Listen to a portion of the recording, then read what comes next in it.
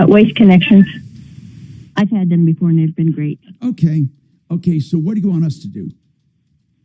What can I do with these cans that they're not picking up? They keep saying they're going to be here, and As long as you're not being charged for them, I'd put them away, not worry about it. But if they're just a pain in the ass, we'll give a call over there and try to light a fire. We got somebody that'll do that. I mean, truly, that's what you need. Just someone to intercede and say, look, take care of this person. You know, trash services, I don't know. You know, actually, we don't get a lot of complaints about them. But when we do, it's almost like they don't care. They're not a face-to-face kind of retail thing where they give a damn, it seems. And I don't know, waste management, they seem to do a good job. That's who I have. Then you have Republic Trash, and then the one you're going to is what? Republic. Yeah. How is Waste Connections. Waste Connections from Waste Connections. Here's the deal. You want us to call? We can call over there for you. Axe, who do we have on today that can maybe give a call over there? I think he might be coming in later. Yeah. Let's save this for Bo or for Deputy D. Hold on a second. We'll get your information, Carrie.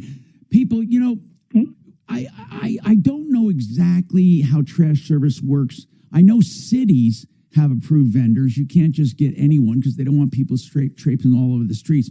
And subdivisions, I believe, have preferred vendors. But there are neighborhoods where you pick who you want. And I guess this is where she is. But if you're not being charged, if you have documentation, you told them to pick it up, I don't know what to do. She's probably worried she's going to get a bill if they don't pick them up. Yeah. I wouldn't dispose of them, that's for sure. No. You say you would not? No, I wouldn't on my own dispose of those, no. I would just wait for us to call, okay? Thank you for calling, Carrie. 303-713-TALK, 713-8255. So I've been asking people, how have your kids launched? One guy says, you're absolutely right, Tom, in the 60s. My father was able to buy a new house, a new car. My mom stayed at home, raised 5 kids, all on a salary of an electrician. My son does the same living, can't afford to buy a house on his own. He lives with us and is saving money. The system is broken. There is something wrong. I mean, truly, kids are making more than they ever made before. I mean, I know young people out of college easily making 75 grand. They do stuff. 75, 100 grand. Think about that. We were rich if we were making 25 grand. And what I don't understand, though, is what is broken. What is it exactly? I mean, do we have any solutions? You know, it's easy to bitch and moan. And again, I will not take comments who point to the Republicans or Democrats. Neither party has proven they have solid, durable answers. Some have better answers than others for certain things. And I'm just speaking real right now. And I know people hate when I do that. There's not one solution. And they don't work together because they want each other to fail. I don't know how do we get out of this? I think that affordability is important, working is important, rewarding good work is important. But I don't know what you do. You can't control prices. You can't get crazy. You know, the idea of universal income is stupid. You know, that's where the socialists, I believe, go wrong, is where they want to control outcomes. I'd like to have freedom of opportunity. Everyone have opportunity. And then the outcomes, if you don't run with it, that's your fault. And I think too many times we try to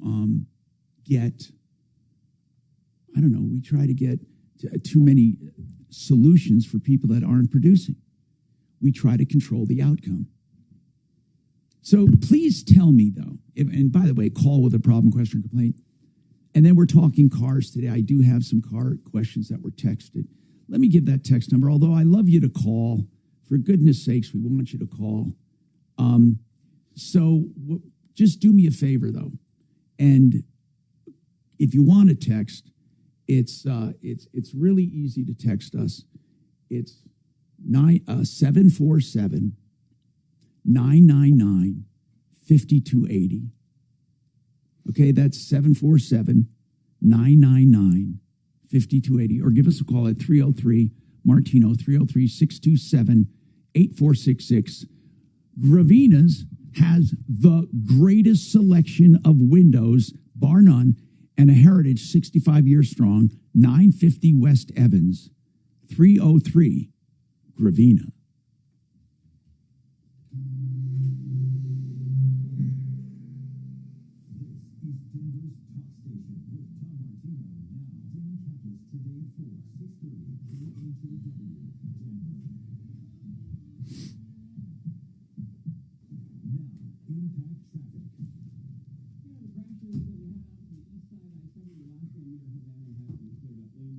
Federal stalking charges, you're right. Yeah, they reduced it down to federal stalking charges resulting in death. He's going away for life. Yeah, but I charge him with. Man, what's the I think they took the death penalty off the table, and that's what the difference was. He's going to be in and out of court for the next 20 years anyway. Oh, they all are. Yeah. They all got to run through the appeal process. He won't be out, right? He'll never get out.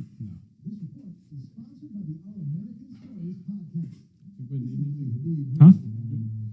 Yeah, I could use another water. Are if you you don't going to the refrigerator? If they have a soft drink of any kind.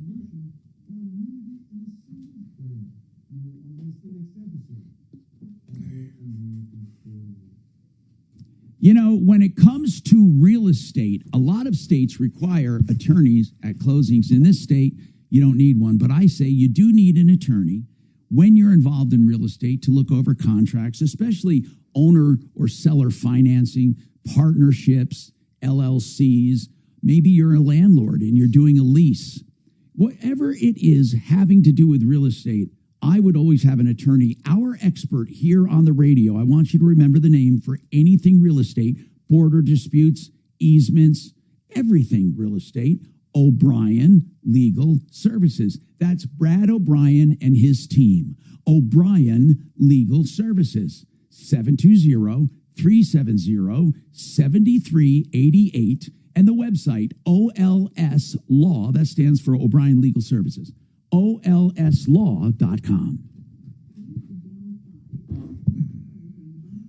Well, you guys mentioned something about giving that trash can thing to Bo because he was coming in. He's not going to be in. Oh, he's not? No, he was originally planning on being in, but he said something about Doc was coming in, so he got bumped. And then you said Dimitri's in, so. Yeah, Doc isn't coming in. Doc is not coming in? Not now, I don't think. I think he got kind of sick.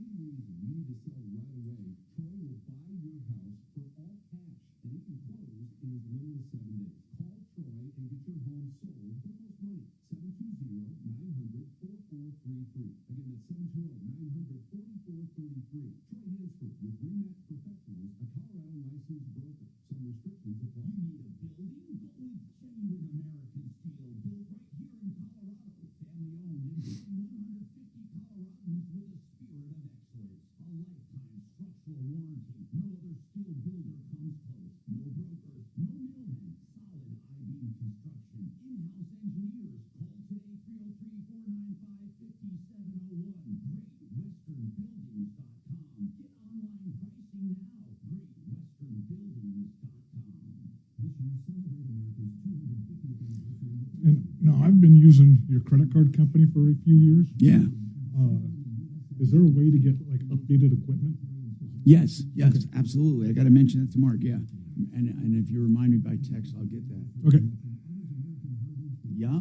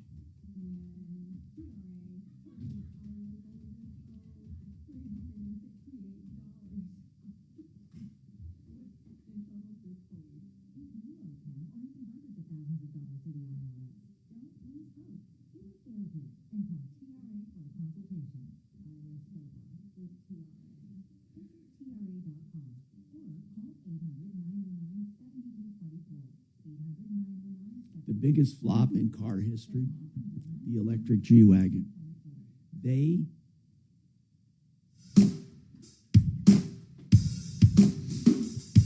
Hey, Tom Martino here. Apple Air.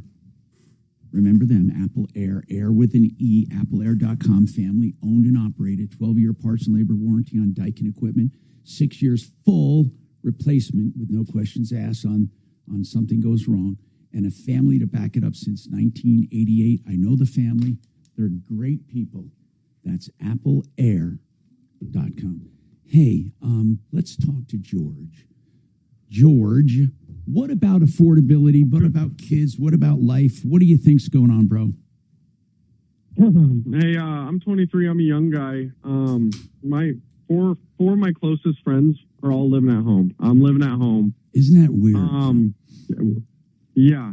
I don't know when the last time you tried to get approved for a rental was. You need to make, probably about double the rent. Oh, I think sometimes We're as much as sometimes 3 times as much for the rent. So listen, man, what did you go to college? Yes, sir. I did 4 years at CSU. What did you study? I studied finance, but I don't work in finance at all. I work for the family business. What kind of biz? Used cars. Oh, really? Okay. How is the used car business, by the way? How is it going? We're kind of, it feels like a stagnant downhill. But slowly, you know what I mean? Slowly. Yeah. Are you discouraged? I mean, do you kind of get pissed off once in a while? I have, oh my gosh. I have relatives that are very discouraged. Yeah. And, I have friends that want kids, but it's just impossible right now to afford it. Very discouraged. And it's not a political issue. I heard you talking about that. Absolutely not. It's not a political issue. It's with both of them. And what do you think? If I know you're young, maybe you haven't gotten involved. Do you think there's an answer? I mean, have you ever said, hey, why don't we try this or why don't we try that? What seems attractive to you? I wish I had a solution. Yeah. I don't know. Something that comes to mind is helping young families with low interest rates buying houses, that type of stuff. Maybe I think that's money well spent. I think when you get young people who can own something and feel part of that American dream, even if you subsidize interest rates, in a way, what you are doing is you're encouraging that feeling and that work ethic. I really do believe it gives reward for what you're doing. So you have most of your friends living at home. Yeah, 23-year-olds, 27-year-olds. Wow. Think about that. And you went to CSU 4 years. And originally, when you took finance, what was on your mind? What were you thinking you're going to do? I thought I was going to help the car dealership in the finance department. Yeah. Okay. If that didn't go through, then, hop at a personal investment firm or something. Yeah. Well, thanks for calling, George. I really appreciate you listening and calling. I want to hear from more people. I mean, he's expressing the frustration, but what is the answer? You know, what is the answer? And what is the secret to launching? Now, listen, here is one, I think, problem. It's not really a problem, but here's one thing that happens. There are certain families that did the right thing. I don't know exactly what they did, but their kids are winner, chicken dinner. I mean, everything their kids do is successful, and they continue to be successful, and others can't. And I'm wondering, what is that secret sauce? What is it? I think the more I look at it, if you give there's a delicate balance here. You have to give your kids enough to launch and enough help, but you can't shield them from feeling discomfort or pain. If I had to do a confession here, I'm 72. I was old when I started having kids, 51, okay? So there's no secret. I'm older. I had kids older. I did everything differently, okay? And the thing is this, I think maybe because I grew up poor, well, first we were a little wealthy, then poor, totally poor, and then I went off on my own. But I think that I wanted to kind of shield my kids. I may be guilty of sometimes doing a little too much for my kids to where I feel they don't have the same drive as some other kids. And then you see kids that have parents that are successful who did not help them that much, and they're thriving like crazy. There is a delicate balance there. If you have a secret, get on your platform. Seriously, help us out. I want you to brag. I want you to brag on your kids or nephews or grandchildren or whoever you know. Brag on them. Or if you made dreadful mistakes, let me know. I'm curious as to what you think the answer is too. And again, we can get on all this anti-Trump thing, or we need this or we need that. And I mean, I want to hear solutions. I don't want to talk about personalities. I truly believe we have been too focused, honest to God, on Trump, either positive or negative. This entire narrative of the country seems to be focused on him. I mean, we have people running for office in Colorado where Democrats have been in control for 20 years, blaming Trump for our woes. I mean, think about that. And almost every politician slams Trump. Listen, this is not a show about politics, but we got to get off that. We got to start thinking about solutions, whether you're a Democrat or Republican. What are we going to do for young people? What are we going to do? We're so focused on minute issues. I mean, it takes up all our attention on stupid issues. I want to hear, solutions. Troy, not sure what you want to talk about, but go ahead, Troy. What's going on? Hey, Tom. Hey. This is Troy from Falcon. Yeah. I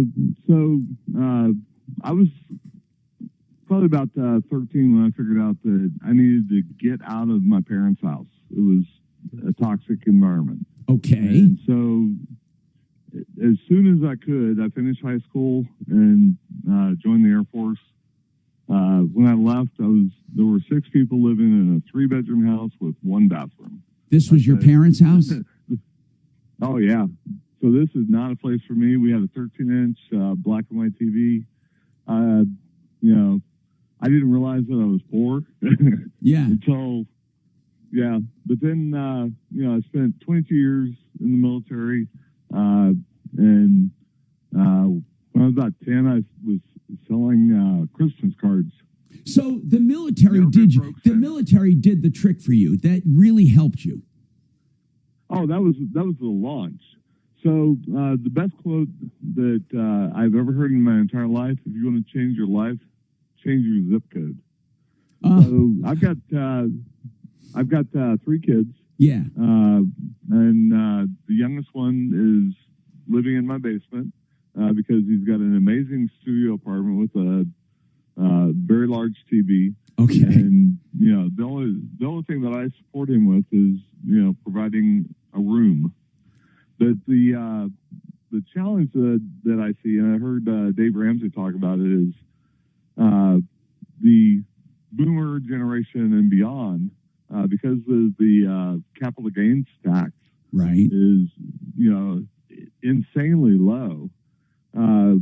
That they're not selling their houses because they don't want to pay the government right, all the taxes. right. So they're holding on. You're right. Their basis is really low. They would make a lot of money. They would have to pay tax, and they're waiting for the last part of their estate plan to do that.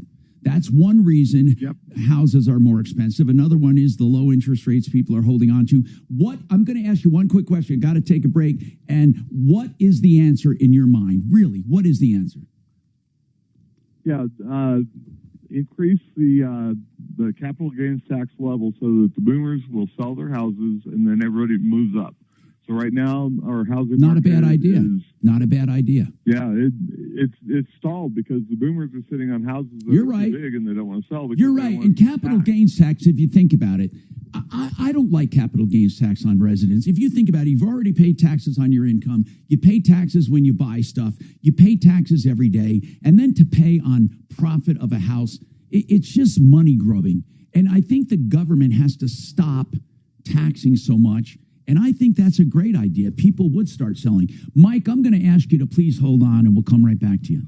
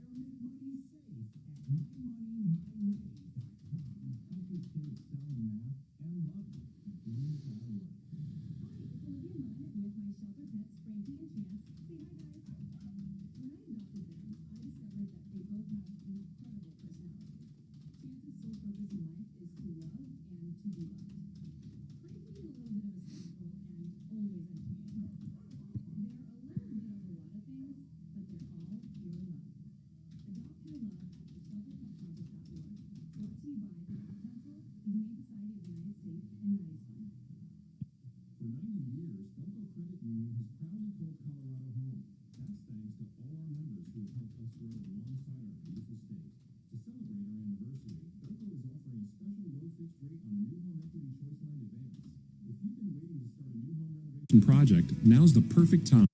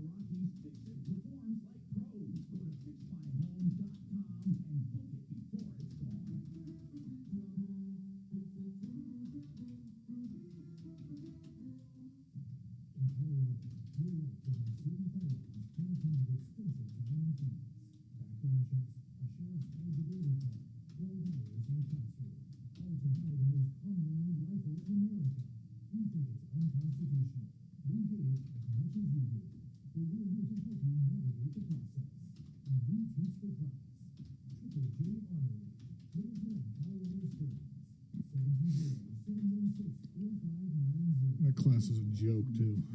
What's that? That class is a joke. What's that one? The 12-hour class you have to take to get your Is it? permit to buy firearms? Yeah. I mean, so when you go to do your concealed carry, it's an eight-hour course with live fire.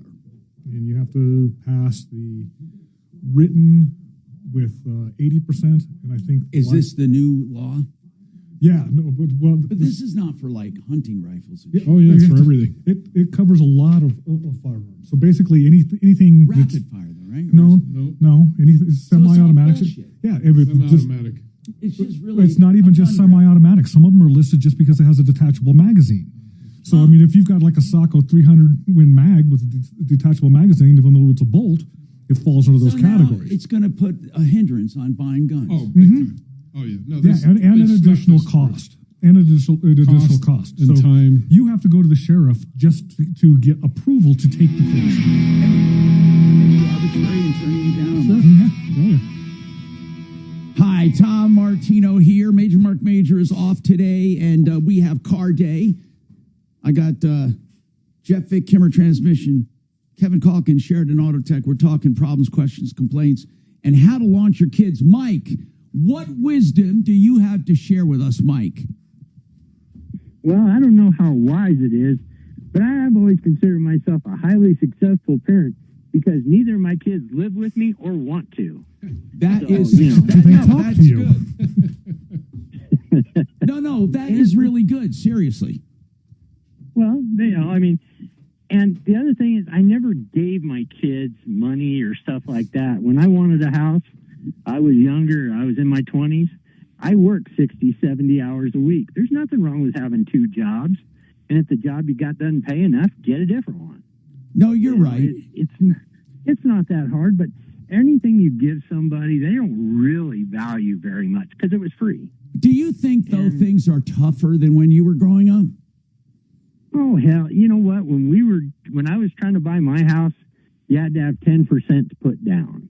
Okay? Right up front. And you know what? It was just as hard in 1980 something to put together, $10,000, $12,000 as it is today to put together 25, 30.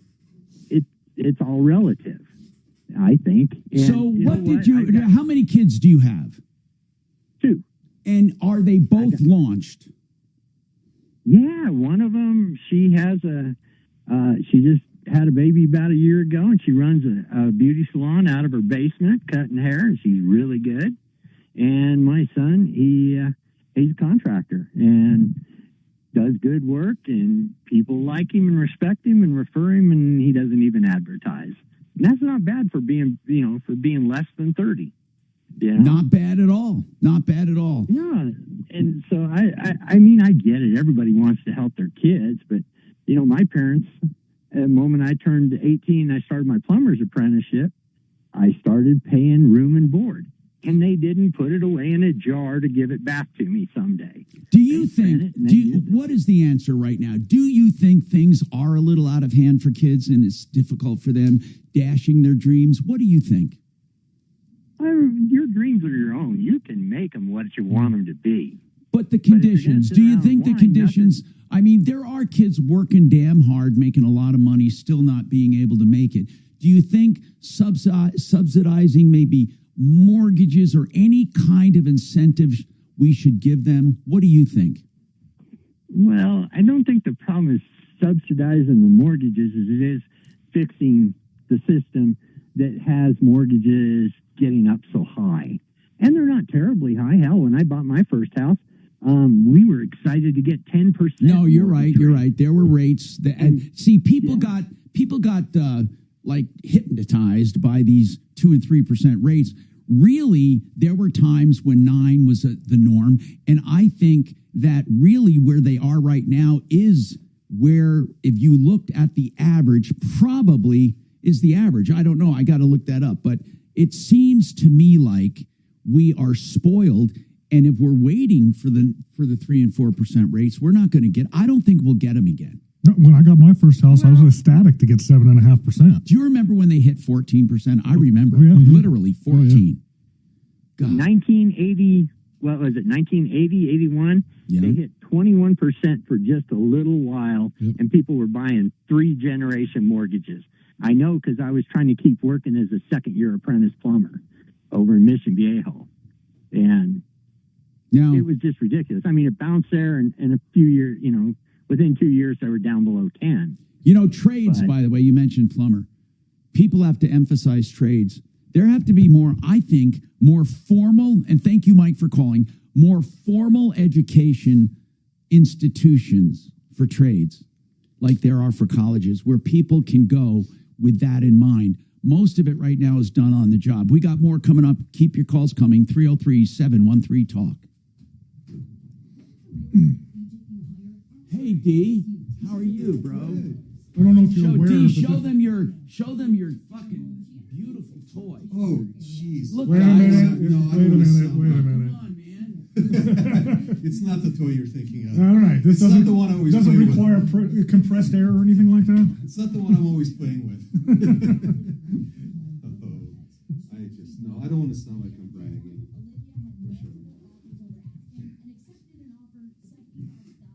I saw it when you came in. Yeah, that's cool. Same time as mine. What did he say? Yeah. Same time as mine. That's the best of I love that. That's a really good little bastard.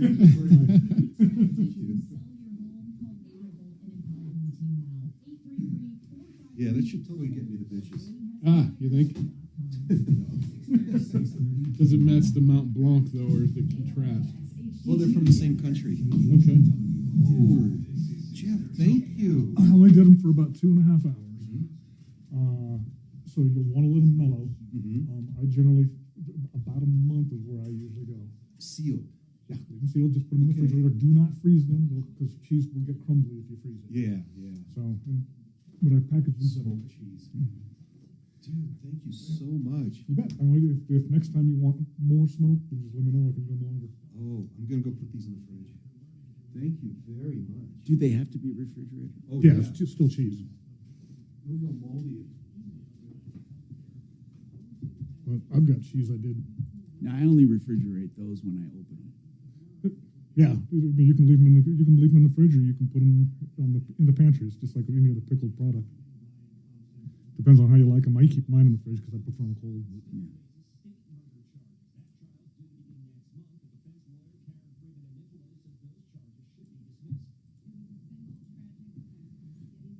So, did they even say on? I don't know.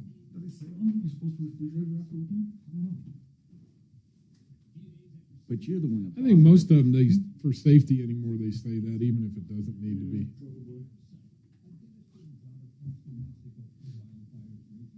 You know who else had a president? Tony Soprano. Oh, yeah? That was my inspiration. Those that refrigerate after opening, so they have been open. Toss them back in the fridge when you get home. Are those smoked olives? Yep, they are. Yep. Oh. Can you believe that? Have you already opened that bottle? Yep. That's how you smoke them. Yeah, you can't smoke them in the bottle. Yeah, that's true. Good point. No, I mean, after it's been smoked. What's that? Like after you smoke the olives. What about them? Open the bottle or the jar, or is it? In other words, after you smoke the olives, Right. and you put them in that jar, Right. has that jar been opened since? No. You need to keep it closed so they mellow out without. Right. Yeah, you definitely, and the olives take forever. So I mean, I wouldn't even personally, I wouldn't touch them for about 2 months. Yeah. Very cool. So same thing with like pickled asparagus. So, do you put the olives on a rack when you do it? Yeah, I just use like those mesh splatter shields you put over your frying pans and whatnot. Yeah. I just put them on that. Oh, You get real Like a good airflow screen. that way. Yeah.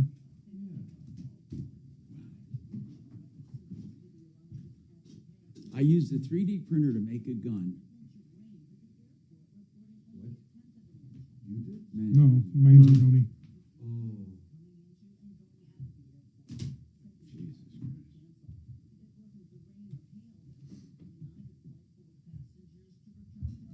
He said all the charges have a lifetime sentence anyway, so Yeah. I hope the state drops theirs so that circus doesn't go on for the next 10 years. That's brutal video. Oh, Yep.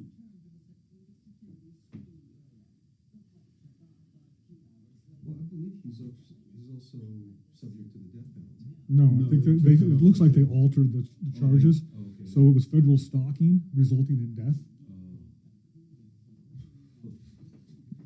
That's kind of a euphemism. Right. How about stalking and murdering? Well, it's like child abuse resulting in death. You know. I never liked the idea of we designate things as hate crimes. I'm sorry. If I shoot Kevin, there had to be some sort of freaking hate there. Yeah, it's not because I love them. I know. Well, no, this wasn't a hate crime. I mean, you can boil it all down to hate crimes.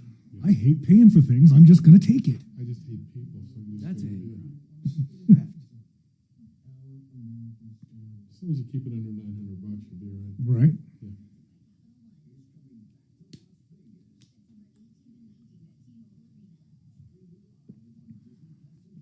It drives me nuts because the med that I have to take every week, the Enbrel, they literally leave that just like an Amazon delivery. They put it out on the doorstep. I would hate to be the porch pirate that got caught stealing that because it's literally $10,000 in that box. Yep. What is 10,000?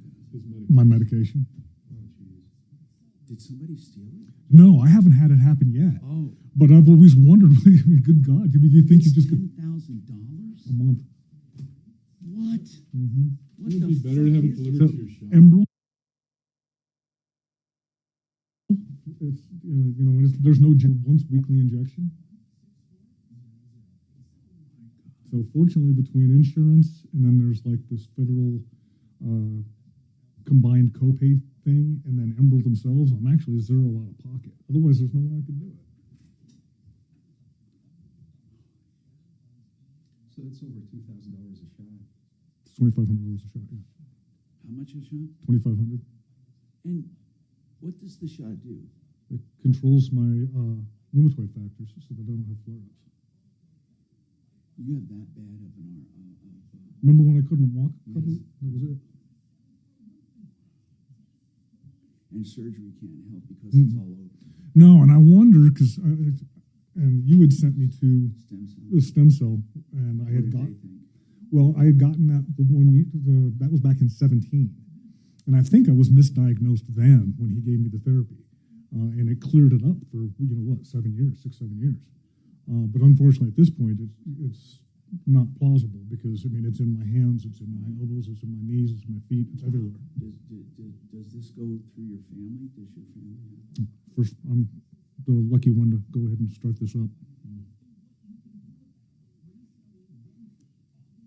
But I guess there's 121 different varieties of rheumatoid arthritis. Oh my God. Yeah. And they're all treated somewhat differently. Most of them are treated pretty much the same. It's just a matter of controlling the outrageous rheumatoid. So, I mean, it's not an immune disease. It's your body trying to attack you. Yep.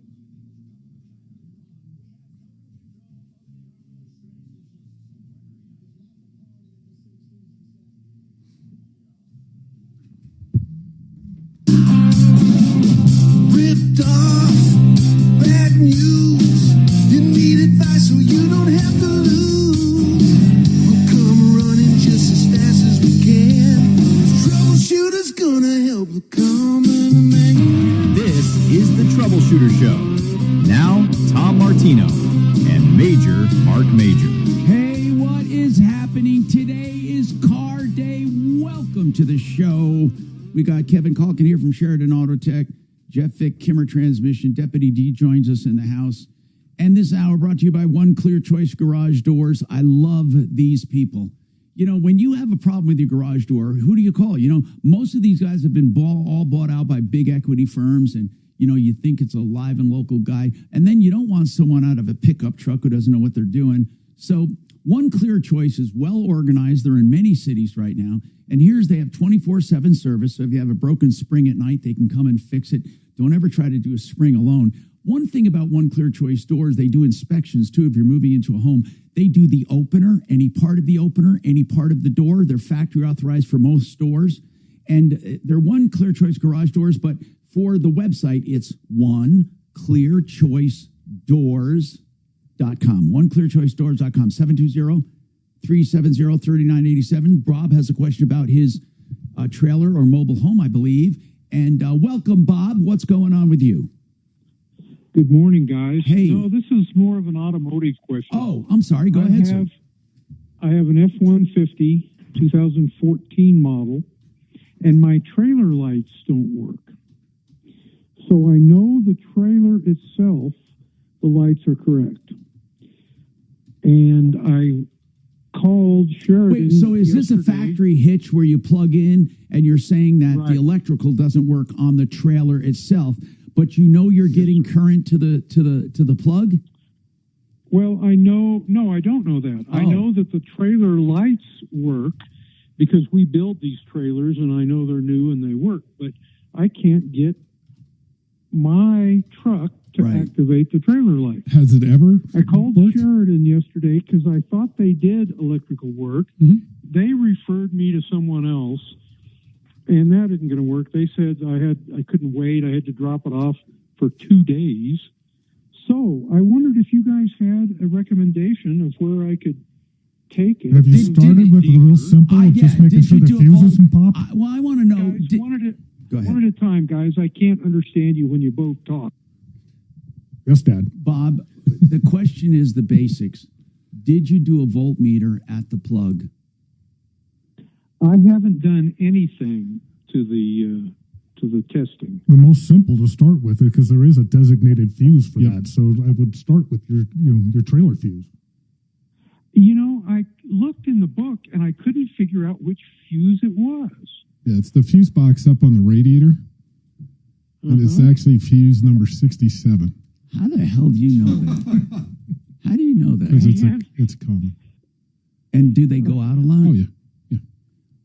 I will. I'll look for the. Is it a 5 or 10 amp fuse? It should be 20 amp fuse. Blade type fuse. Yeah, 20 amp fuse, a yellow fuse. The blade fuse or the tube? They're all blade fuses. They don't use tubes anymore. No.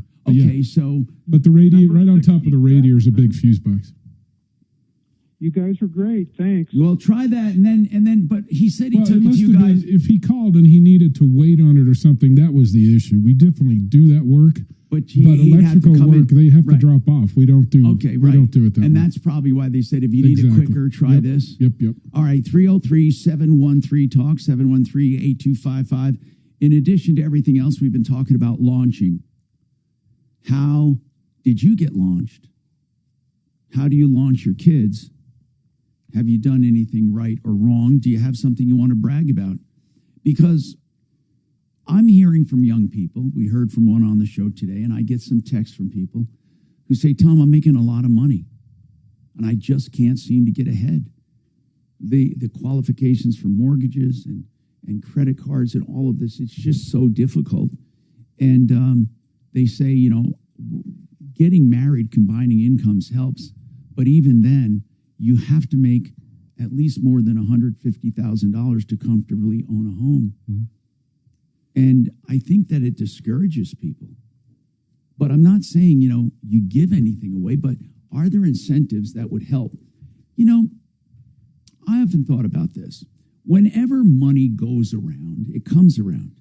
Money in circulation in the economy is a good thing. A dollar never stays isolated. So when you buy something, that money goes around 6 times. From manufacturers to distributors to everyone. Support personnel, aftermarket items, whatever. If you buy products and services, you're circulating your money. And the one good thing is, and if you have a lot of money, you circulate it by starting businesses and distributing that way. So money is meant to be circulated. That's what it's all about. So I was thinking, what if you encouraged young people with some kind of a qualified account, but not necessarily for retirement, or it could be, but maybe a dual purpose retirement account where it could be used for certain things. So they get a leg up, they get to deduct some money they put in, then it grows tax deferred. And if it's used for housing or certain things for a family, it's taken out without taxes. That could spur the economy and actually make up for the taxes they're not taxing on the actual money. It would encourage savings, so there would be capital growth in capital markets. It would encourage investing for tax-free or tax-deferred growth. It would encourage purchasing because they would have money accumulating, and it would be self-directed. I think that would be pretty cool for kids, for young people, to have an instrument to help them. I mean, qualified money is a really good thing, and it's always been a moneymaker for the economy. It's never been a detriment. Otherwise, trust me, they wouldn't have it. Again, I'm just thinking out loud. Something that would encourage savings, but yet grow at a rate that would actually help people get along and move up the ladder. Because just starting out right now, even though kids are making money, young people, I say kids, young people are making money, they're not necessarily qualifying or able to buy. And I say ownership of things keeps people engaged in the job market, in the economy, in the production side of things. When you encourage that, you get more of it, and the system works better. So my opinion would be to help kids, to help young people become engaged in ownership. Because as I said, we have the 3 main areas of life. You have yourself, which is, mostly healthcare, but a lot of other things to take care of self. Then you have shelter, which is either buying or renting or something in between. And then you have transportation or motor vehicles. Those 3 main areas of life are critical to manage. And you have right now, some of these people are foregoing taking care of themselves. They're cutting back on groceries and healthcare in order to rent, not even to own. So if you've done it the right way, if you have launched your kids or they're in the process of doing it, share what you've done. Or if you think there are any answers, share. Of course, with my texts, I'm getting a lot of the same political stuff, blaming one or the other. I'm so tired of that. Don't even want to look at it. But then we're also talking about techniques. And one person said that they have found the more that they give their kids or young people, the more they did not appreciate it. Mm-hmm. And it was only after they had to work for it, even if I helped them a little, at least it was a result of them working. And when they see the result or the reward for something done, that reinforces a positive behavior. And I'm wondering if young people have that anymore, that work ethic? Or are they willing to wait for a reward? Or do they want everything now? We hear that they want everything now. Is that true? Anyway, I would love your input on this. And of course, any problems, questions, and complaints with cars. And I will get to some of your text questions on cars coming up. 303-713-TALK, 713-8255. GenesisTotalExteriors.com for all of your insurance needs or your exterior work on your house, siding, windows, doors, decks, painting. They can put it all on one invoice. They do fire resistant to get your home up to the new fire resistant ratings. They do those assessments. GenesisTotalExteriors.com.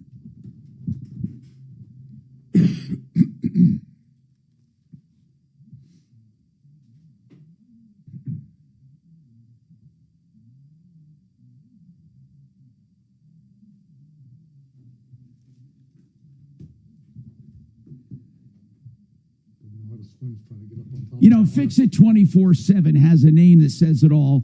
Fix It. Around the clock, 24/7. That's what they want to do when they come to your house. They truly want to see if they can save you money and get whatever is wrong going. And by the way, that goes for replacements. If you need a replacement, let them give you a free second opinion. You know, many times you'll find that you don't need a replacement. You just need a component. And they're honest about it. So do your free second opinion, not even a call charge for that. Or do the extreme clean tune and check of your AC. And now, of course, for your furnace, they're $39 each.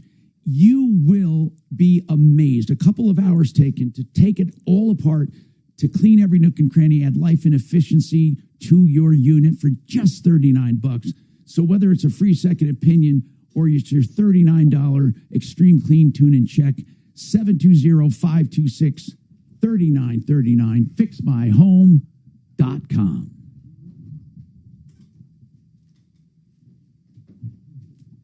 Did you turn it the right way this time? I didn't turn it. I was just making sure it was. Are you hot? Yeah. And it's already at -2. As soon as that guy told you to stop talking over everybody, I know why my service writer directed me. Yeah, good call. He was probably telling him how it was going to go down. Mm-hmm. That's one thing he doesn't do. You know, customers know everything really coming in Mm-hmm. about the procedures. Oh my God. Yeah, that's a bit better for you. Good call. So they just devalue, you know, the business and the work when they, it's like it should only take you 10 minutes to just Right. check and see, you know. Mm-hmm. So they're pretty much telling you they don't intend on spending anything. They just want your opinion. So I ordered it from Cigar Place, a 25-pack of Oliva Factory Seconds for $50 delivered. So I figured for $2. Yeah, they're slightly different, but they're not bad. Yeah. What makes them a factory second? They have different wrapper defects. I Oh, mean, it could be okay. cosmetic, could be. It was So it's the same thing Coors used to do with their leakers. Or when they take it out to the beer trailer, because the ink wasn't right on the can. Any one of those things, or they had a run where they had to substitute something in at the end of the run, so those are considered seconds because they weren't exactly what they were trying. Like transitions between different all kinds runs. of different things. So I figured for $2, I may as well roll with the dice. $2, yeah. Yeah, I don't think I'll go wrong with them. No, They should arrive today. and sometimes You can't go wrong with one. Oliva cigars for $2 each. There's also, if they have like a apprentice rollers, they'll call those seconds. So maybe some of those may be a little tight because they're not. That totally It makes wasn't sense. the top of the line guy. It was Yeah. the apprentice who Yeah. was rolling them or something. I've seen 100 different reasons. This is the first time I've seen them actually mention the manufacturer. Mm-hmm. A lot of times they won't tell you. Yeah, which is why I ordered these. No, I think you won't be disappointed. You may have one clunker in there, but oh well. $2 for an Oliva cigar delivered. Mm-hmm. Jeez, dude. Is this from Bill Clinton's personal selection? Yes, that's it. No, he has a different aging process. gross.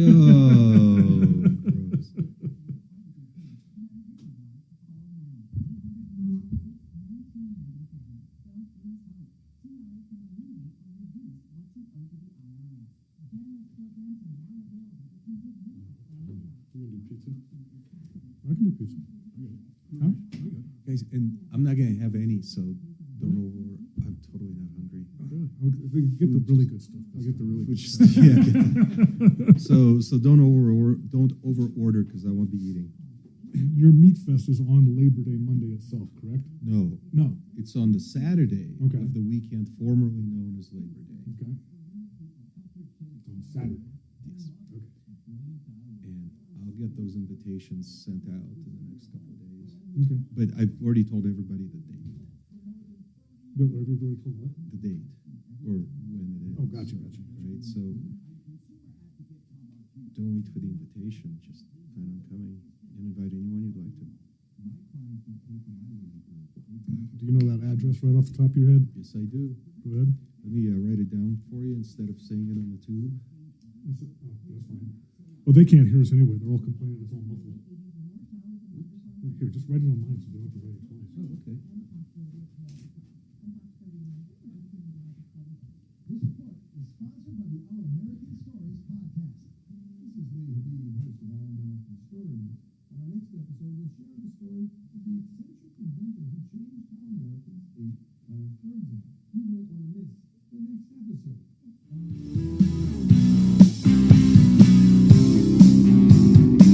Hi, Tom Martino here. Welcome to the show. It's Car Day. And I do have some questions for cars, but I do have comments on some things here. Tom, we just switched to another carrier through Compass, saved us money, less deductibles, good savings. We also got solo coverage. And then someone else said, Missouri Welding Institute is a great trade school. And, you know, welding, God, that is a lost art, isn't it? Oh, yeah. Is welding still in demand, though, or are parts? Oh, definitely. Absolutely. Really? Oh, yeah. And there are fewer and fewer people doing it, right? If you need something welded, do you have people in your shop that know how to do it? Yeah, we're not, that wouldn't say that would be our... It's not our strongest Yeah, suit. exactly. So again, we can get away with a few things. If it's something that's going to require, you know, a good aesthetic look to it, then we farm that out. Okay, one guy said, I disagree with this one call, your previous caller, in spite of his opinion. Facts speak for themselves. He said it's harder to buy your first home than it was 40 years ago. Average house now is 6 times what it was 40 years ago. Income is 3 times what it was 40 years ago. The difference, interest rates, they were 10% 40 years ago. Now they're about 5 or 6. So basically, don't blame the economy. Blame the economy, in other words, because things are getting outrageously priced. And again, I don't know why houses are so much, but I think there has to be an adjustment in some markets. Now, in other markets, it's not so bad. You know, houses are going for reasonable amounts. Tom, I have 5 adult grandkids, 30 and under. None live at home. The oldest girl is a nurse. By the way, healthcare and nursing, never a problem getting a job. Anyway, the boy is married and he works security. The third is a manager at Discount Tire and a physician's assistant for the granddaughter. And she put herself through school. And the youngest is a waiter right now. So basically, he's saying where there is a will, there is a way. And there are jobs out there. Sometimes you have to take a job you don't really love just to get in. Tom, it's greed. In the 60s, my father was able to buy a new house, buy a new car. My mom stayed at home, raised 5 kids, all on a salary of an electrician. My son does the same thing and can't afford to buy a house on his own. He lives with us and saves money. Our system is broken, and he thinks it's due to greed. Now, I'm not sure where that greed comes in and what he means, but there are definitely frustrated people, more so than I've heard in my entire lifetime, more so than ever. Deputy Bo, you have a follow-up. What is this about, Bo? Which one are we talking about, sir? This is Christina. She called in on Monday, August 3rd at 11 o'clock. This is regarding the big apartment building that has not had hot water, lukewarm water, and low pressure since July 10th. And what was the issue? I mean, that's a definite item of habitability that landlords have to provide. What was the excuse of the landlord or management company? You were off when she called. So we've been working hard on this. I went out there. I went out to the property and interviewed 3 or 4 people. And I went ahead and contacted the Denver Department of Health. Great. They've been out there and they've served 3 citations. And I followed up with Christina. She's on the other line. Yeah. And they still do not have, they just have lukewarm water and no pressure. Well, what are they doing about it? I mean, are they doing anything about it? Christina, it was supposed to be fixed by today. Well, tomorrow. I got a letter from the Public Health Department and said that the inspector was coming out today. Good. But we still don't have hot water. Well, make sure you tell that inspector. I mean, if the inspector is coming out, that's better than nothing. Have they had anyone working on it at all, or are they just ignoring this, Bo? No, they supposed to. The park was supposed to be coming in, and that's why it's supposed to be fixed by today. But obviously, I don't see nobody outside working. Yeah, so Tom, I've driven by the property several times. They have no mechanical contractors out there working on it. I've called 4 times. I offered my services as a former HVAC boiler tech to just come look at the system, and maybe I could offer some assistance on what needs to be ordered. And what did they say about that? Hot water program. What's that? What did they say about your offer to look at it free? I got ghosted. They have not called me back, and I even went over there and talked to the manager assistant. What company? What company is this? It's Columbine Towers Apartments. I would like our listeners and YouTubers to just call over there, because having no hot water, no pressure for over a month and a half is ridiculous. They're supposed to have this stuff fixed within 72 hours, or at least Here's the problem. Here's the problem, and something I'd like to know. With that warranty of habitability in the 72 hours, what happens if you don't? What is their downside? I mean, I know we have these laws, but what the hell? I mean, really, what are the consequences to them? It doesn't seem like there are any. I think the tenants need to band together and hire a lawyer and do a class action suit against the property owner. The problem is they're older people. They're on assistance. Some of them are wheelchairs, walkers. Now, after my first visit a week and a half ago, the apartment building management did step up a little and started issuing hotel vouchers. Oh, that's good. Tenants. So right now, they did issue a few vouchers. They did have they're getting a visit from the health department, and they have attempted repairs. Is that all accurate? I don't know about the attempted repairs, but when I got on the Department of Health again, they are sending an inspector. So maybe let's wait till Monday and see what happens with the health inspector. Then I think we should have our listeners call. Okay, and how long has this been going on, Bo? Christina, I think since July 10th, right? Yeah, well, actually started in June, but in the actual pressure, it was July 10th. Okay. So, Tom, I went over there. I went on there, I think the 8th floor. It takes like 3 minutes to fill up the sink, 3 to 5 minutes, and these people are just splashing water like marine on their bodies to get clean. I mean, there's no pressure, and the water's not hot. It's just lukewarm. I mean, it's just ridiculous. And it's a 172-unit apartment building. God, I want to stay on top of this one.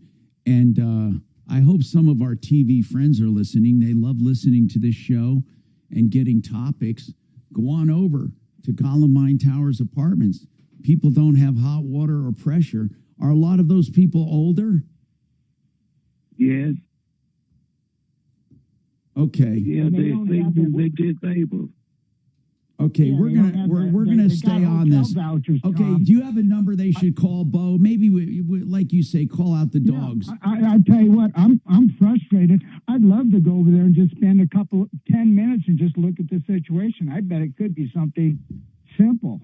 Okay, and they won't let you. You literally They offered to free inspect it, and they won't let you. I went over there, left a card, said I'd want to look at it for free, and I called 3 times. I just want a look. I told them I was in the business for 40 years. I think it's a pump issue or a tank issue.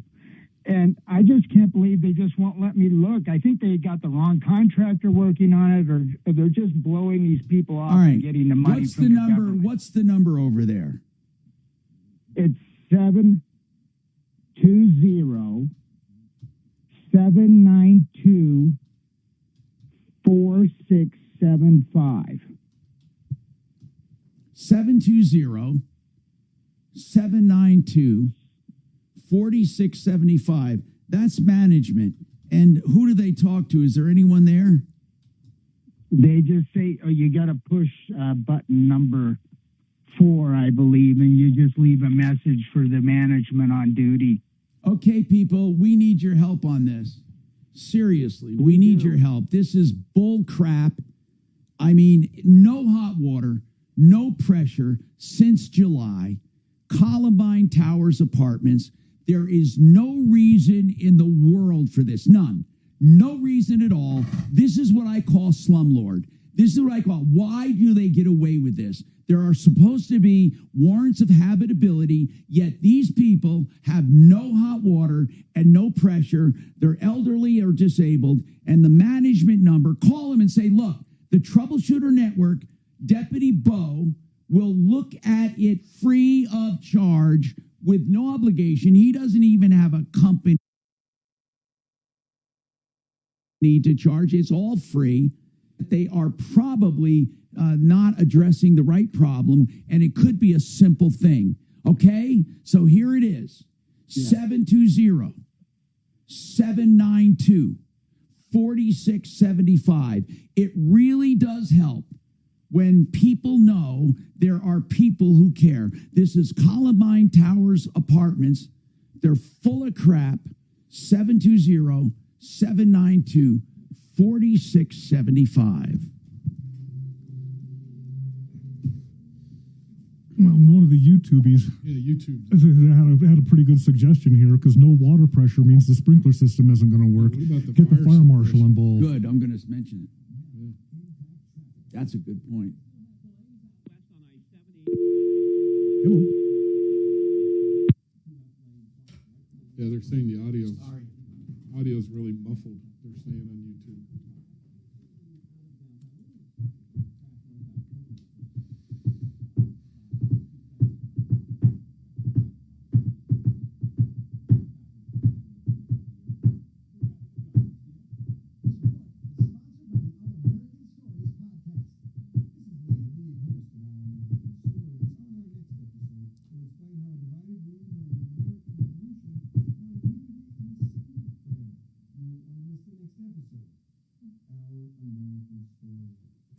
Hey, when you are looking for a contractor, you want honesty and integrity, we got it, discountbath.com. You want someone who specializes, we got it, discountbath.com. You want someone who offers discounts, duh, the name says it, and they mean it, discountbath.com. In fact, Chris and his team, not only reliable and skilled and do it for great value, they will do it without obligation up front, sketch out the whole job, spec out the materials, and give you a great idea of what you're looking at with every price up front.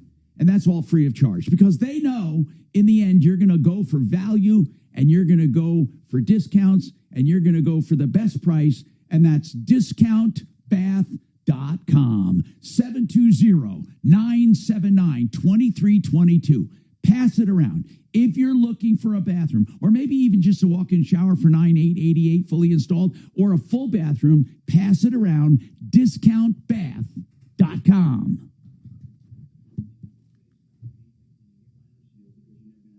Oh, Rhino Shield. Yeah, we're here all about this. But I wonder, you hear about these 50-year warranties and all that. Some kind of ceramic coating or something? That's what they say. Yeah.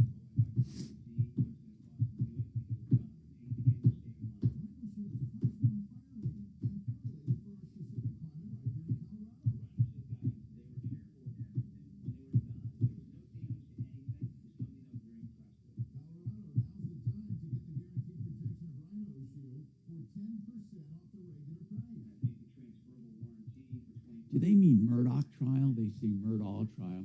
A new Murdahl trial. Didn't Murdoch get granted a new trial for some reason? That red-haired guy, that stock. Is it Murdoch or Murdaugh? Yeah, I don't know. That's who they were talking about. I think it's Murdoch. Murder for hire? What's that? Talking shit.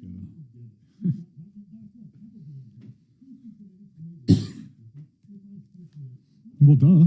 What are they going to do when they don't have Trump anymore? What are people going to Well, do? they have to have a villain, so they'll just find another one. Before not like this. before Trump, it was rich and big oil. Stop big oil, stop the rich. Oh, they're still doing that. But you have to have a villain. You gotta, who was the villain? Did we have a villain? no, we didn't have a specific one, but Before that, it was George they W. never, like you said, they never have an answer for what they're gonna do. They just keep. Yeah, but he really wasn't until after the Iraqi war. He was who? George W. Oh, George W. Weapons of mass destruction. Well, remember all those people protesting down at his ranch? They'd camp out in front of his ranch and freak out. Yeah.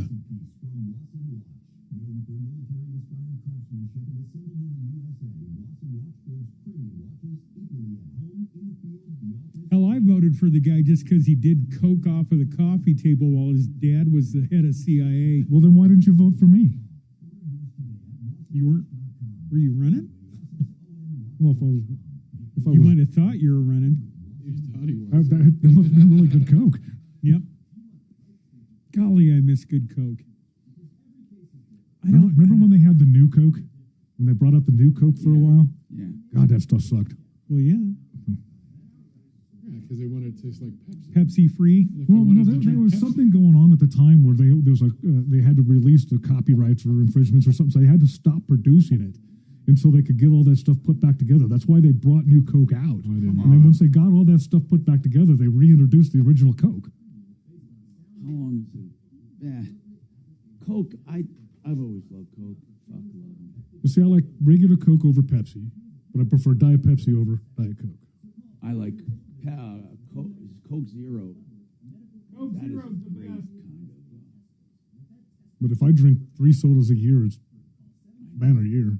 I used to drink more. I stopped drinking them when I I stopped drink getting... 3 sodas an hour.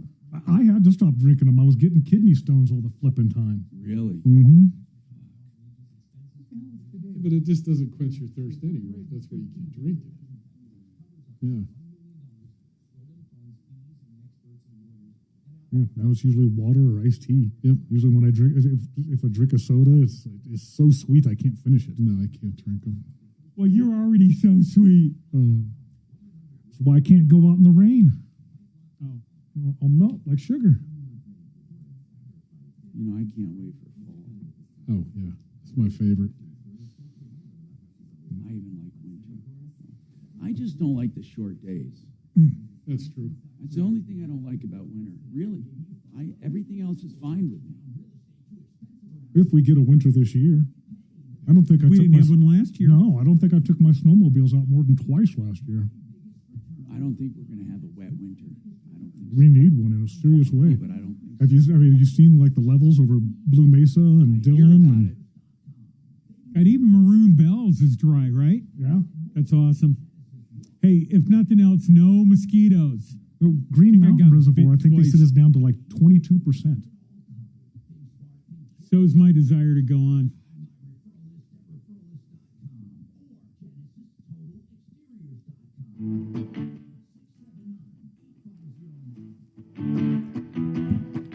Hi, I'm Tom.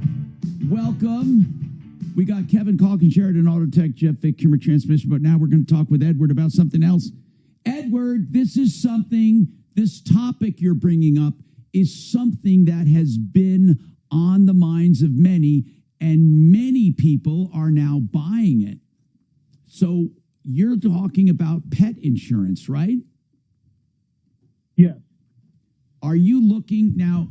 U.S. News and World Report. It just comes to mind real quickly here. They did a complete survey of the best deals. I think you'd have to Google or search that.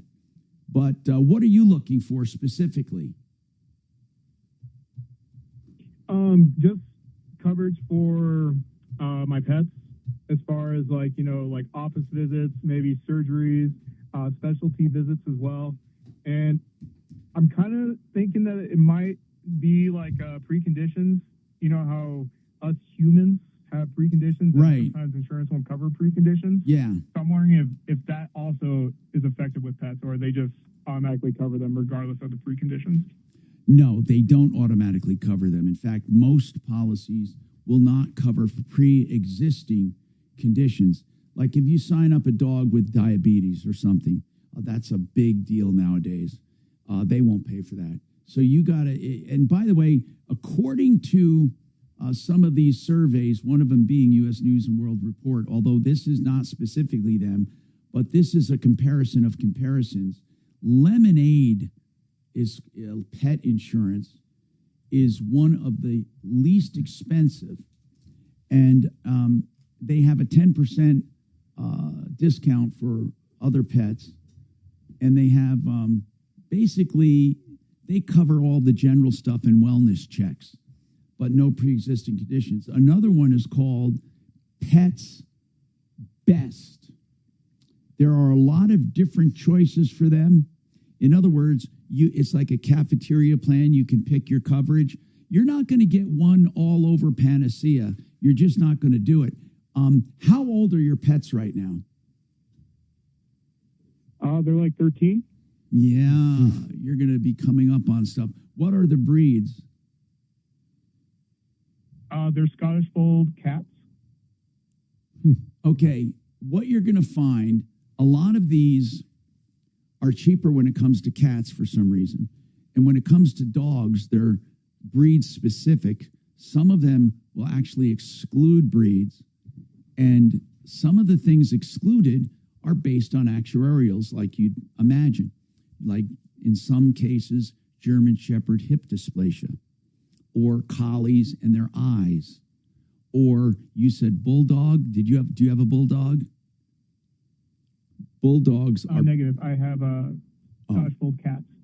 Oh, I thought you said English something. Anyway, but those listening, bulldogs are plagued with problems, plagued with physical problems, and a lot of policies will not take them. So anyway, these guys found Lemonade, Pets Best, one called Spot, SPOT, another one called Embrace, and actually MetLife, that company, offers a really good plan for pets, and they really are really high end, and they offer really good coverage, but a little pricey. And anyway, the comparisons done by a lot of these magazines felt that you're not going to go wrong with those top ones, MetLife, Pets Best, and the one I told you about, Lemonade. I'd start there. By the way, here are some examples that I pulled up from actual coverages. Like Lemonade could be $32 a month for a dog, $22 a month for a cat. Spot goes up to $46 a month for dogs. Pumpkin is, or Pet's Best is $49. So you're going to spend anywhere from about $30 a month to about $55 a month for each pet. Does that sound like a deal to you? Yeah, honestly, I thought it'd be a lot more expensive than that, but No, it's not. that seems like a pretty good price to me. Now, here are some of the limits. Many of them have limits of $10,000, meaning no matter what, there's an annual limit on your pet of 10 grand, and there's a $500 deductible per year. So the first 500 you pay. And then after that, there's a 90% rate. So you still pay 10%. So you get a $500 deductible, and then you pay 90%, you pay 10% out of pocket. So that's what you have. That's not bad at all. Yeah. Do they also cover like pharmacies as well for like compounding? Yes, some of them do. I don't know about compounding, but some of them do cover limited prescriptions, but not for chronic conditions. Like if you had to have ongoing prescriptions for the rest of their life, I don't think they cover that chronic stuff. But if you need a prescription after a surgery or an accident, they likely cover that. And a lot of, by the way, a lot of pharmacies now are starting to fill pet prescriptions. Did you know that? You can actually take your pet prescription. I think CVS is one of them. Oh, Tom, that's been going on forever. I've really? Hold on. Do you do that for your cats? Yeah, Tom. So I take mine to Rocky Mountain or Columbine Drug in Loveland. They do a compounding for Sodalol. King Supers sold me drugs for my cat, about 7, 8, 9 years ago. Just out of curiosity, when it's for an animal and not for a person, is there a price difference?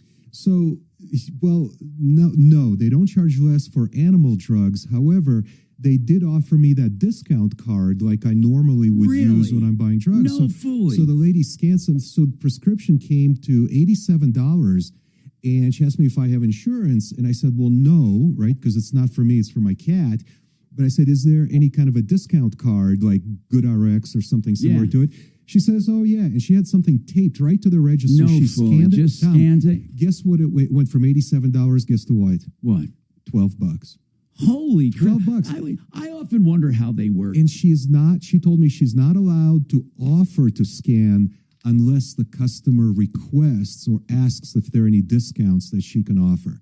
So she can't say, hey, let me just scan this discount card for you and lower the price. It was up to me to ask her if there are any discounts. Otherwise, she would have been in trouble. Have you ever heard of such a thing? No, we've learned something. Listen, we got to take this break, and then we'll talk to Craig about affordability right after this.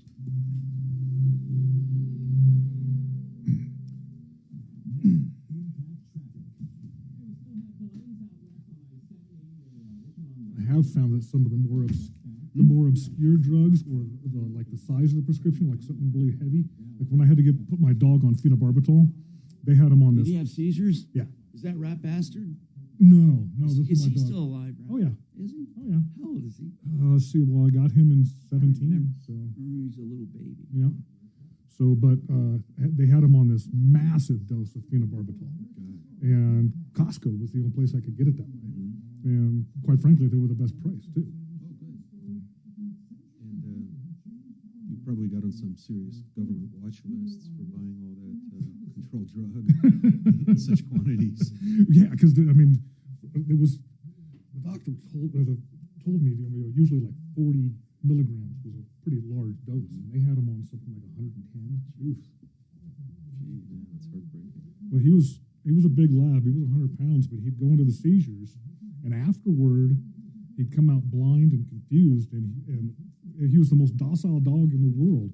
But when he came out of that, he was looking to kill anything around him. Jesus Christ. For how long? Fortunately, I was able to, for at least a couple hours, because the first time it happened, ended up having the cops help me wrangle him up. Yeah, that's got to to the surprise hospital. you the first time. Hell yeah, it did. Yeah. And at one point, he chased the cops out of the house at one point. He cleared over the top of my truck through the garage. But we got him over to the vet. He had settled down by the time we got him there, so it was at least a couple, 3 hours. And they say that was a reaction. It was they called it idiopathic epilepsy.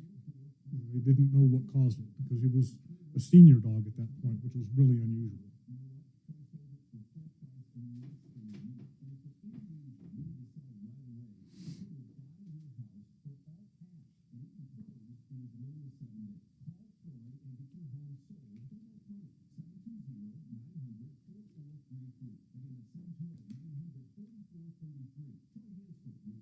I know you've got a cat and you've had horses. Did you ever have dogs? Oh, for sure. My whole life. Yeah. My whole life. This is the last, since I've been with Stephanie and the divorce and stuff. Yeah, we haven't had pets. She's had one her whole life. I've had Great Pyrenees were a great, when I first got married with them. So I've had 3 Great Pyrenees. I've had a Burmese mountain dog and collies and a Sheltie, 2 Shelties. So I've had a lot of dogs. At any one time, I would have 2 or 3 dogs. I love dogs. And then, we had the invisible fence and well, now you don't even have to put the fence in. You can get the collars and set up virtual fences. I love dogs. But here's the thing now. I say to Steph, let's get a dog. And then there'll be a really cold or rainy day, and she'll go, okay, who would be up now walking it? Mm-hmm. And to a certain extent, I know what she means. It's like, you can't. It's hard. Well, it's hard to travel. It's hard to do things. With cats, it's easy to travel. Dogs, no. Dogs, no. I mean, because a cat, you can put out a 10-pound bag of food and walk away. Just make sure there's no water around. Yep. A dog, that 10 pounds is going to be gone before you make it out the door. And then they die. Yep. Well, no, then they get pissed and they start eating the couch. No, I know. That's what they do. It's like, go away and leave me here. Watch the this. Rent in New York City is $6,500. Yeah, I saw that yesterday. And I thought it was outrageous. My son was talking about it, him and his girlfriend. They're downtown. Thankfully, they're finally going to get the hell out of there. But they're $3,100 for a 2-bedroom. Mm-hmm. I'm surprised they even got that. That's incredibly low. I remember growing up, the guys that went to school with were in Manhattan. And there's 2 or 3 of them in a very small apartment, trying to just get started and with their jobs and everything. They couldn't afford much more. I mean, he's going to fix it all. No, he's going to leave.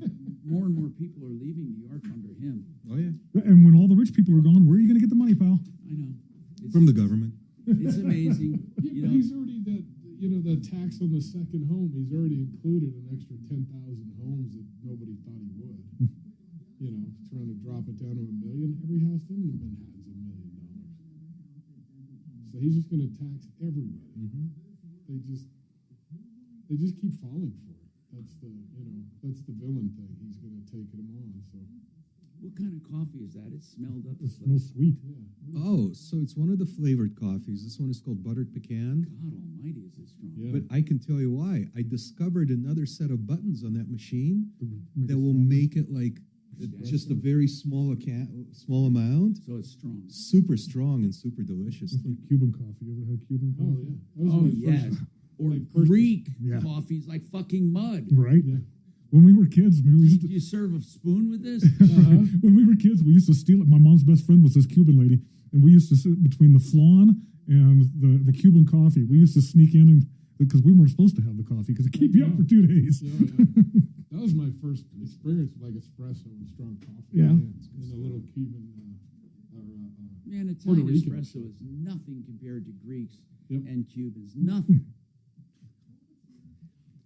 In fact, it's quite mild, actually. Yeah. I mean, they wrote the book that, especially when I had Greek coffee one time, I swear, and it's like sludge at the bottom that you're supposed to take with. You stir it in and drink, literally sludge, and it's delicious. I love that. So I have questions for both of them whenever there is a lull in the action. You just chime right in, bro. You're not our type. You what? You're not our type. We're not going to have probably time now. I'm married. Oh, yeah, just after a second. Hi, Tom Martino here with the gang. Craig, what's going on affordability? What is your wisdom? Hey, Tom, when you opened the show, you mentioned about how much money mechanics can make. Yeah. And I think Kevin chimed in with, we charge billable hours So if a mechanic, if we charge him for 4 hours and the mechanic gets it done in 2, that guy gets 2 free hours.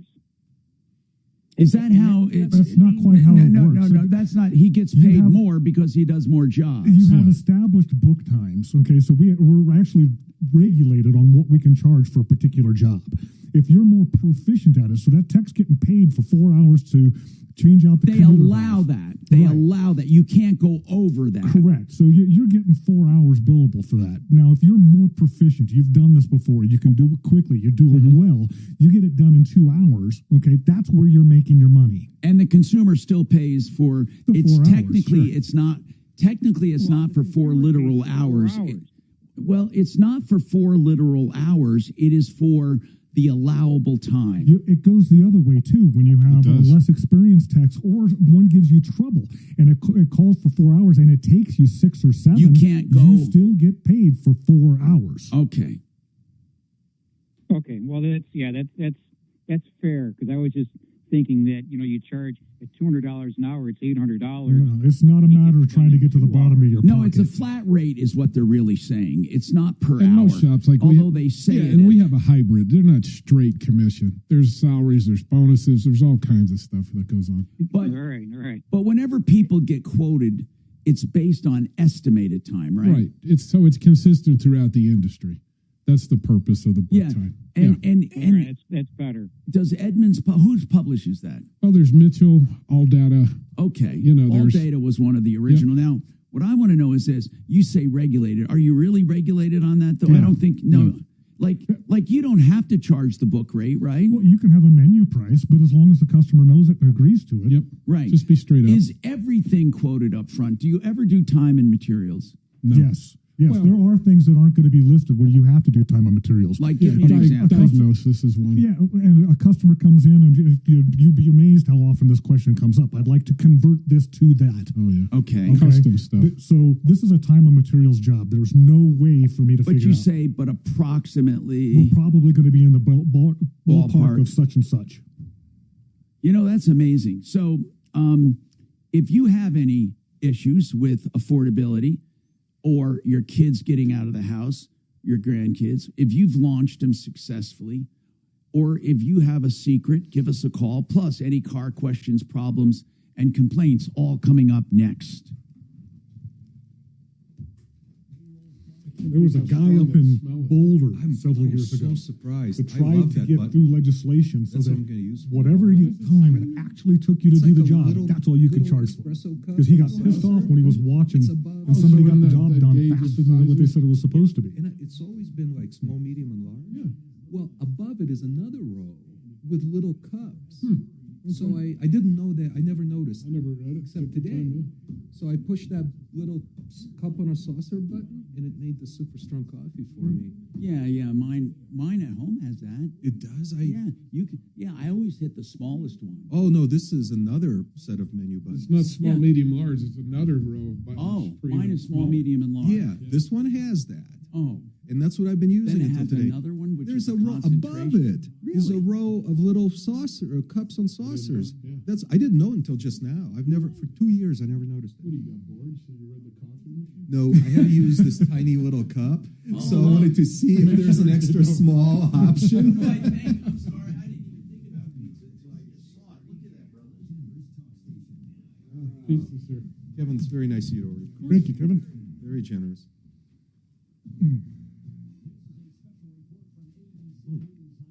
In fact, I'm going to go get another micro coffee. This is fantastic. It's a totally different flavor.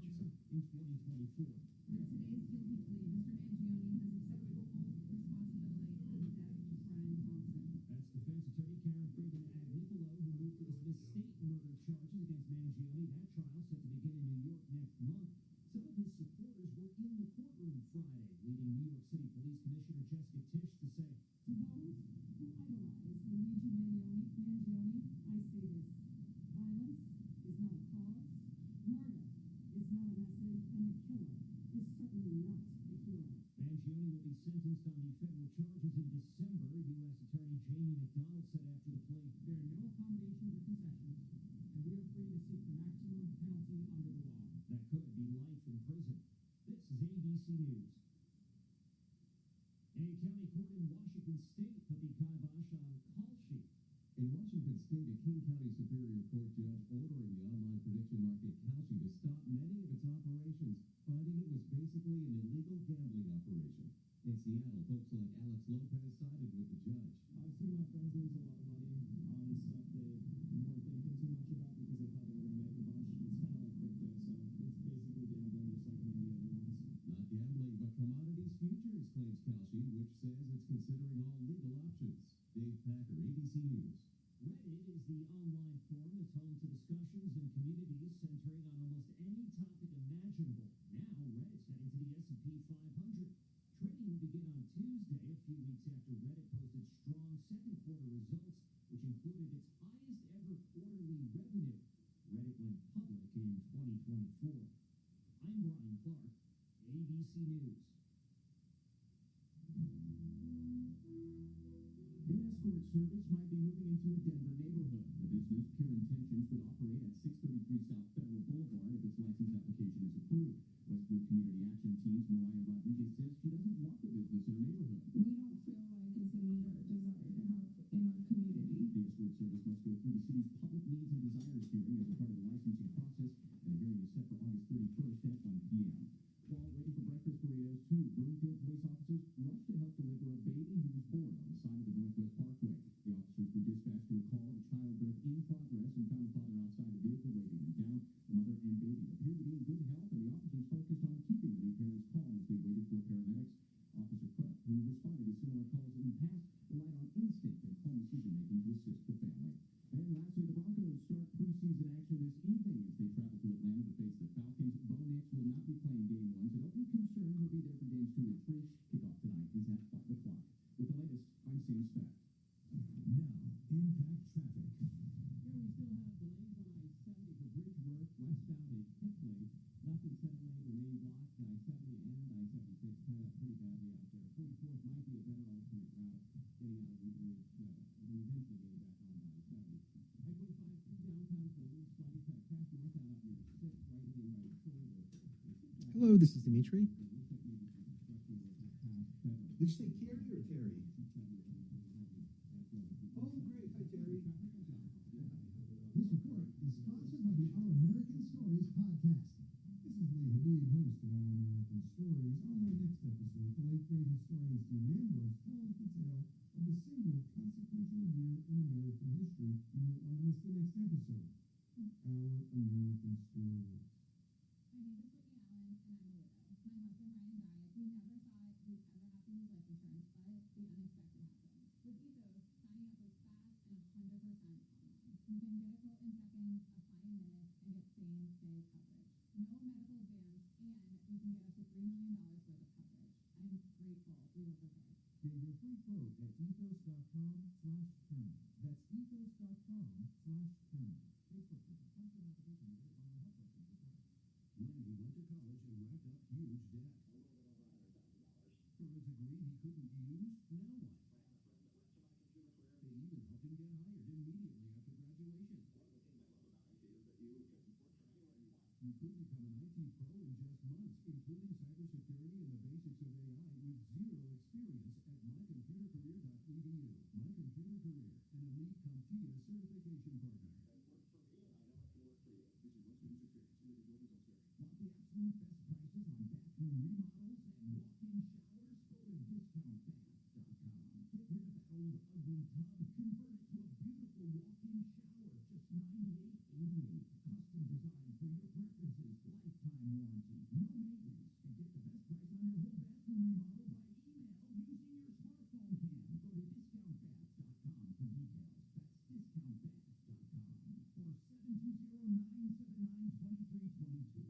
Has your home been hit by the recent hailstorms? Don't just settle for a roof inspection. Genesis Total Exteriors goes further. They'll assess your entire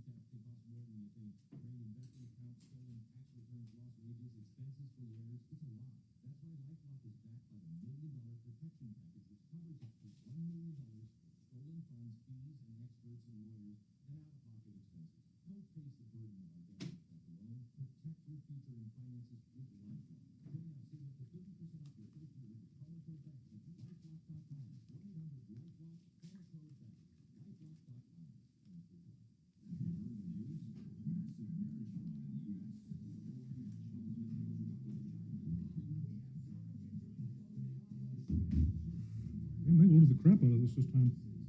What's that? I said they loaded the crap out of this time. Yeah, I know. Fucking Anthony's went down really fast. I don't remember. We got a new place over by us. It's really good. I wish I could remember the name of it right now. Let me see if I can look it up.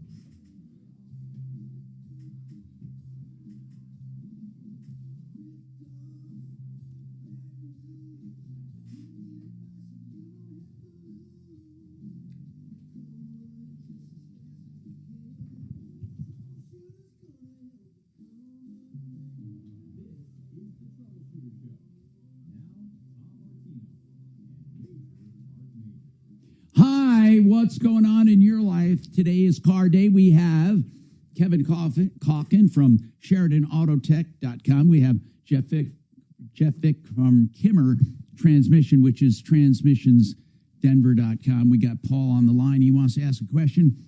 Our number is 303-713-TALK is the iHeart number, or 24/7, including when we're on the air. You can call 303-MARTINO, 303-627-8466. Paul, what's going on in your life? Hey, Tom, I'm over here at Performance Wise with the diesel problem that I called you about 3 weeks ago. I kind of recall this. What was the problem, and was it there at the time, Paul? Yes, I had a guy working on my truck. He couldn't figure it out, so I put it, and he was wanting to charge me like $1,300. Yeah, that's right. And he was charging you. What puzzled us was he said, "Well, I don't know what's wrong with it," and you had to pay him to get it out of there. We thought we had that whole discussion on when should you pay when you don't get results. Anyway, so you kept it there the whole time? No, we moved it to Performance Wise. One of your callers called and suggested I take it to Performance Wise diesel. Oh, okay. That's why it's there. Got it. Now I got it. Go ahead. So I'm here at Performance Wise. I'm having the same issue. They don't want to release the truck. They've done diagnostics on it, and he said it would be $250 an hour. And I authorized for 2 hours, and now I've bought parts for them, and they still can't give me any answers to my truck. God, now this is the second place it's been, and how much does this place? Wait, the last place. What did you pay at the last place? Did you actually pay it? I gave him $500 for 2 diagnostics. The last place. Yeah, I'm all settled up with him. Good. And now this place wants to charge what? They want to charge $700 for 2 diagnostics. They're $250 a piece, and I only approved 2 of them. And well, then what's the other money for? Didn't you say he did a part? Oh, I bought the parts. I'm in over $1,000, but even after putting in parts, they still don't know what the deal is with it. So I told them I'm going to have to try another place. Yeah, but hold on. No. This isn't magic. I don't understand. You keep throwing money at this thing and nobody knows what's wrong with it. What are the symptoms? It just won't start. I put in an ECU, engine control module, and a couple other things. And the first shop for $500 could not find anything. Yeah, but he was more of a fly-by-night guy. But these guys, we brought it to the shop. They're supposed to be a reputable shop. Well, I'm sure they are. I mean, are you assuming they're ripping you off? They're not going to rip you off for $500 or $600. No, you want $780 for 2 diagnostics. I only authorized 2 diagnostics. Okay, let's get back to that since you mentioned that 4 times now. Did you tell them I only authorized 2? Yes. And what did they say? He says the second diagnostic took more than an hour. Okay. I only authorized 1 hour of diagnostics the first time and 1 hour of diagnostics the second time. And that should be just a little over $500, and he wants $780. Tom, standing here at the counter now. If you want to talk to him. Who keeps hitting the phone buttons? I mean, yeah. Okay, so a first shop charged $500. Can't find it. Okay, somebody's on the line doing that because it's not me. Anyway, so the second shop, did they have any idea what's wrong with it? No, Tom, they can't. hold on, guys. I think our caller said that the second shop where his car is currently located did the 2 diagnostic services, and then they installed some part that he bought. Could it be that the amount that's in excess Engine of control module. Okay, so doesn't that account for the labor? Isn't that why his bill is 700 something instead of 500 because they're charging him Sir, for the installation are of the you part? touching the buttons on your phone? Are you touching? No, I'm not. Well, who the hell's doing that? Okay. I have no idea. Okay, so the second shop, they have no idea. Are they willing to keep working on it? Where do they stand on this? They're not a rip-off shop. Yeah, we're throwing parts at it, and they're just wanting more diagnostic time. It's not working out. I think it's time to get that vehicle out and get it to either Sheridan or... We don't do diesel, though. They don't do diesel. Yeah, we don't do the diesel. I want to pay them for 2 diagnostics for the $500 and some dollars and get my truck out of here, but he says I can't have my truck. Now, are they charging you more than 500 because they installed some part for you? No. I thought they installed some part for you. Those were just plug-in parts. It took 5 minutes to plug them in with 2 computers. Okay, so you're saying you have in writing you want to authorize 2 diagnostics, which should come to 500, and they're charging you more. Yeah. What is the year, make, and model on this truck? 2005 Chevy Silverado diesel 3500. And which module did you replace? The engine control module and another module. It was what was the second module that we replaced? Guys, there's no such thing as a 5-minute module swap. No, it takes a little bit of time. Well, you just unplug them and plug them in. Then why didn't you do it? Yeah, everybody's... Because there could be other things. I don't know. I'm not a diesel mechanic. The bill that they gave you in order to pick up your truck, it breaks down what they're charging you for, right? It should say 2 diagnostics at $250. Is there another line item for plugging in these modules and swapping them out? No. He's just saying that the second time that I authorized it, it was. Do you have that invoice? The second time they charged me for a double diagnostic. Hey, can you put him on? Can you put him on the phone? Okay, here I am. Can you talk to him? Performance-wise, can you talk to him?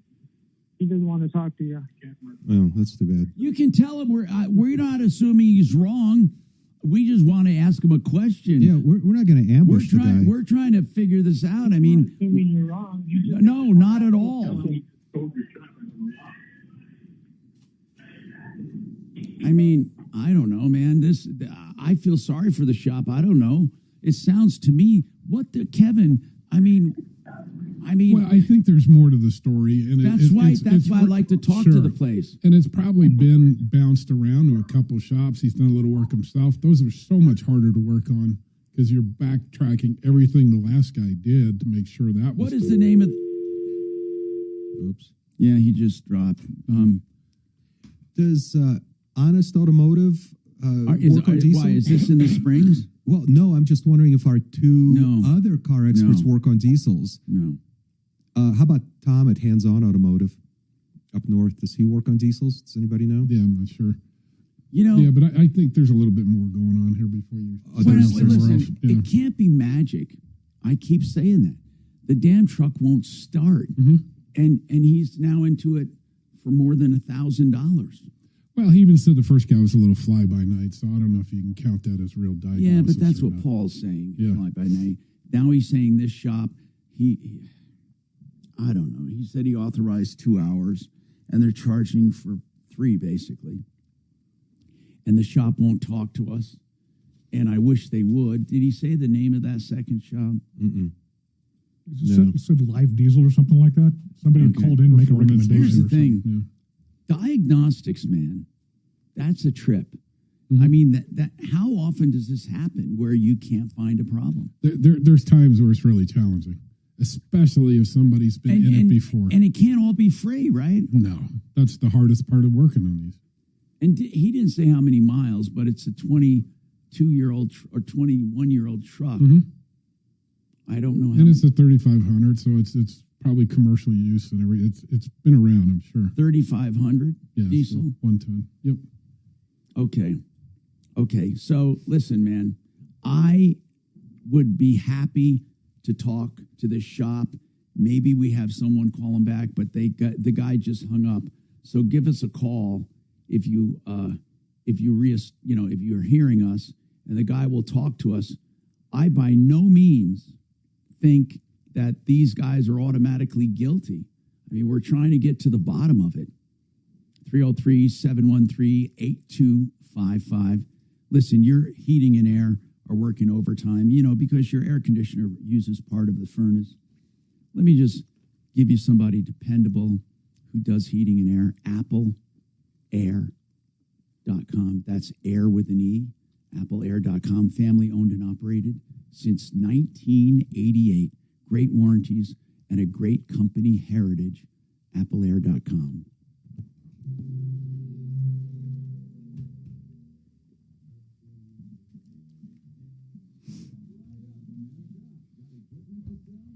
God, that pizza smells so good. Oh, look at all that cheese. This thing about diagnostics has been an age-old problem. Yep.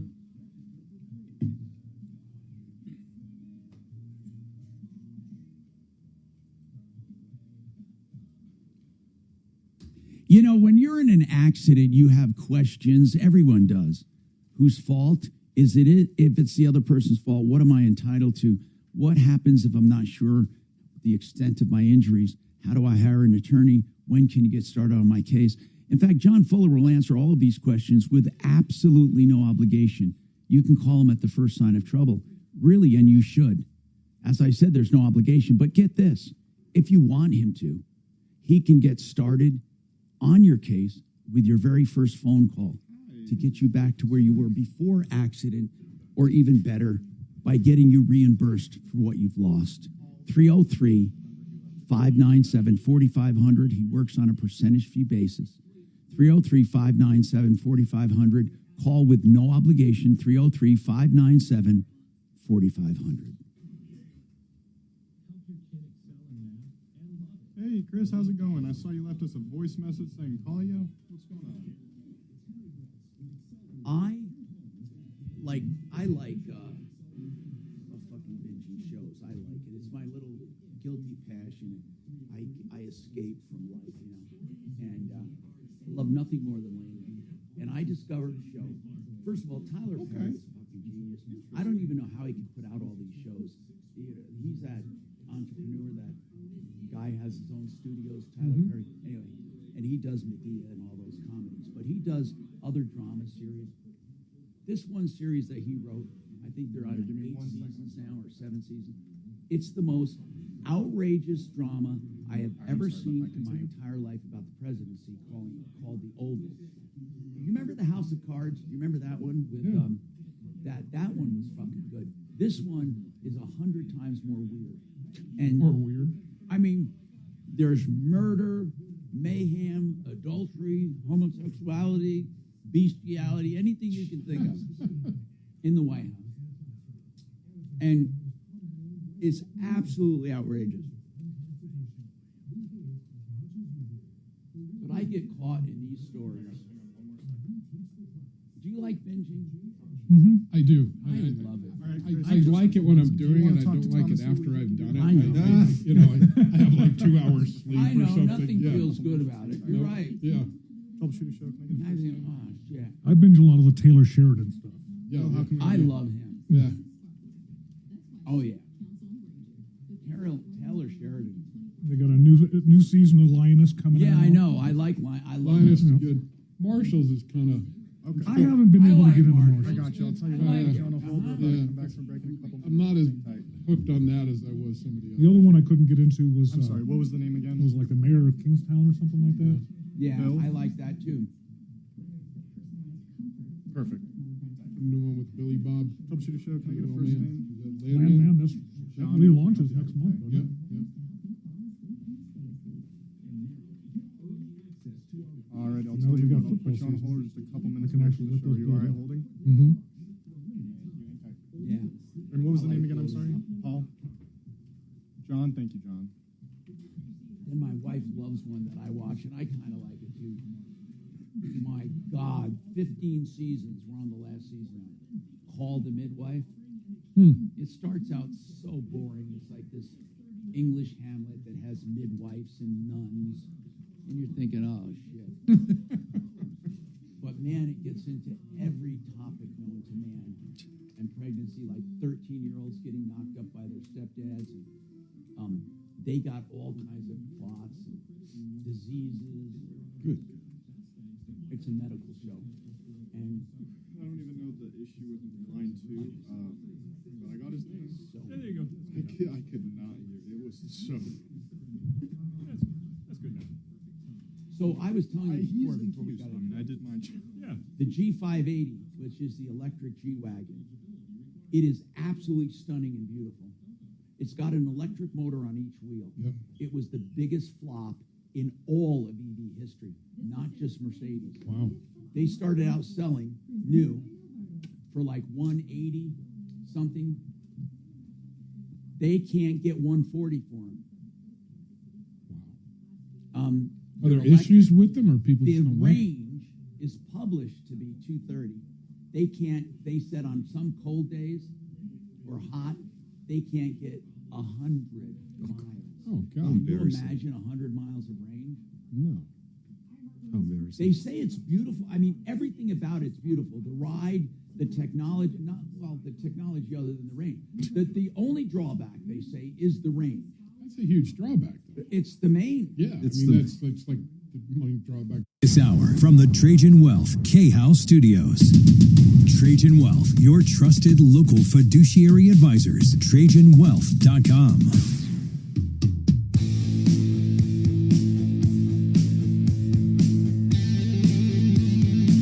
Hello, Tom Martino here. Let's go right to the phones. We got full lines here, and I will take you.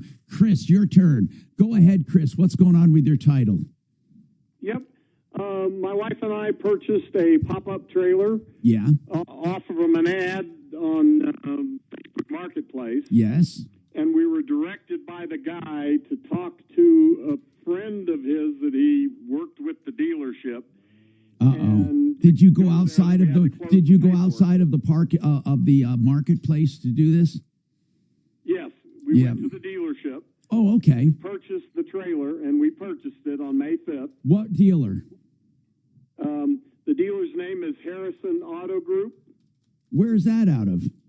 Colorado Springs. Oh, okay. And you bought it in August? No, in May. May 5th. May 5th. Yeah. So what happened? And we basically were just waiting for the title and waiting for the title and waiting for the title, and it never came.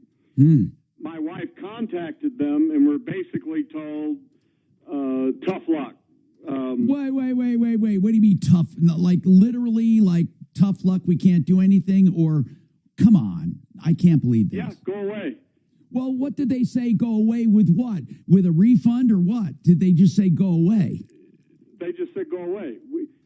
We don't have the title. We don't have to deliver the title. What? And all this stuff. And then we later find out the guy we were dealing with was the son of the owner, and he since then has had his dealer's salesman's license revoked. But the by the dealer dealership, licensing but did it go through the dealership itself? Because you said this guy had his license revoked. Did the dealer have their license revoked? No.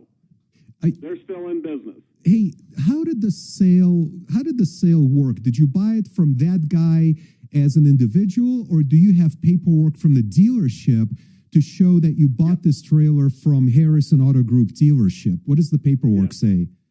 Yes, the paperwork says Harrison Auto Group. They collected sales tax. And well, they have to refund it. They have to refund every dime and pay damages. And how did you pay for this? With a check, or did you finance it? Cash. Cash. Okay, but you have a receipt showing you paid in full? Correct. Are they willing to unwind the deal? No, they said go away. They said go away. Tom, Just talked this morning. I had to search around to try and find another phone number for the owner, the named owner of the. Who is the owner?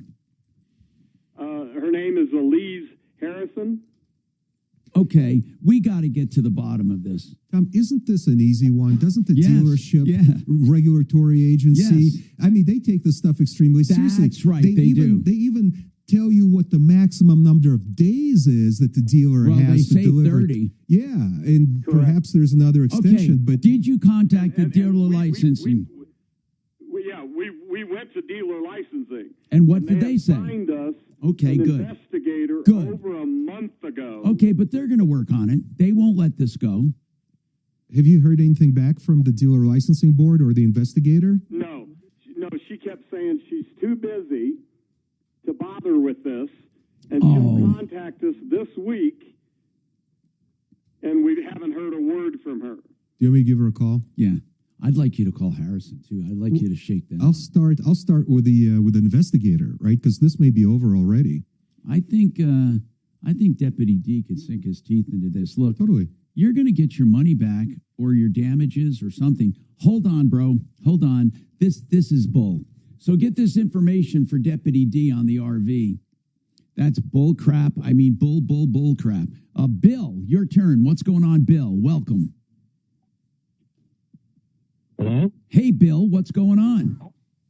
Oh, it's actually Jim. Oh, okay. I'll take Jim. Go ahead, Jim. What's going on? I just have a question. What do you know about not HELOC loans, but equity sharing loans on a home? Now you give them a part of your equity. Yeah. In 10 or 15 years. Right. You know what? I think they're a bit wonky. Are they legal? Yeah, they're written up in a way where you are promising a percentage of equity so you can get into the house cheaper. That's basically what it is. So, like for example, they buy 30% of the house, and then you live in it, you maintain it, you own it, but 30% of it is theirs. It's that easy. Or 20%. What share are they offering? They're telling me that they're going to take, by the time it's all said and done, $415,000. Well, I'm not asking that. That means nothing to me. What are they offering you to get a percentage of equity? I need to know what you're getting and what you're giving up. They're going to give me $147,000. Okay, and for that 140, then you're going to put some money in too, right? And then you're going to get a loan on top of that. Is that correct? I've owned the home 40 years. Oh, you've owned it, and now you want to sell part of your equity for that money. Yes. Okay. Yes. And what percentage of equity would you be selling? I just did this morning. I can't remember the amount they said. Why wouldn't you just do a reverse loan? I can't. It's a second home. So it's a second property. So Tom, I think what we're missing is the key components for you to give him his opinion, which is he's going to get $147,000 right now and pay back 400 something. Yeah, but how much is he giving up? Exactly. That's like a really important variable. That's right. So John, how about you look that up and call us right back? Can you do that? It's Jim. So Jim, why don't you let us know? Because I need to know what the deal looks like. But basically, if you're just trying to get cash, let me ask you this. Is the house paid for? No. It's worth $750,000 and I owe about $290. Okay. I don't know, bro. Why do you want to do this? It's a second house. You don't live there. Why don't you just sell it and pocket the money? Exactly. Why won't you sell it? That's a very good question. Is it rented out? Yes. And is it making positive cash flow? Oh, yes. How much? I get about $3,000 a month. Why don't you just do a whole new mortgage and pull cash out? My loan now is only 3.25%. Okay, got it. You can do a second. I believe CMG Mortgage has seconds. I would check with them. In fact, we can get them on the line. Hold on a second, okay? Hey, Axe, get John Clace on the line with CMG to see what solutions he might come up with. Okay? John, what is your comment on affordability? Hey, Tom, it's John Hogan. How are you? Good, John. Hey, John, could you do me a favor? I want to hear about what you have to say, but I got to take this quick break. And I'm glad it's you, so hang on, bro.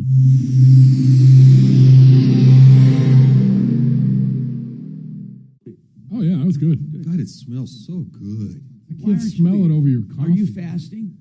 No, I'm just not hungry. What, you got to be hungry to eat pizza? Yeah. No, It's kind of like playing the football with cleats. I mean, it can be done, but why would you want? Why would you? Yeah. No, for the first time in years, I had a really shitty night's sleep. Oh, really? I was up for like 4 fucking hours. Oh, no. Sorry to For hear the that. first time in years. Yeah. It was Oh, anxiety. good. Yeah. And so I had to eat a big breakfast of meat to start feeling better.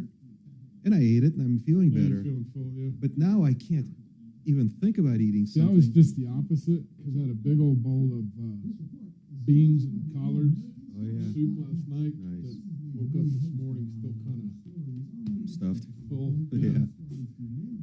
So it's like I can't eat breakfast this morning. I just had a yogurt or something light. I Now kept, I'm hungry. it was my first time in probably 4 years that I couldn't sleep. I was really scared. Like maybe something like really horrible has happened to my brain or something. Drink more whiskey. I did. I had 2 gin and tonics just to go to bed, and it didn't help. I woke up like an hour later for 4 fucking hours. 2 more gin and tonic. Then I would really smell like gin less right now. tonic, more gin. Less tonic, more gin.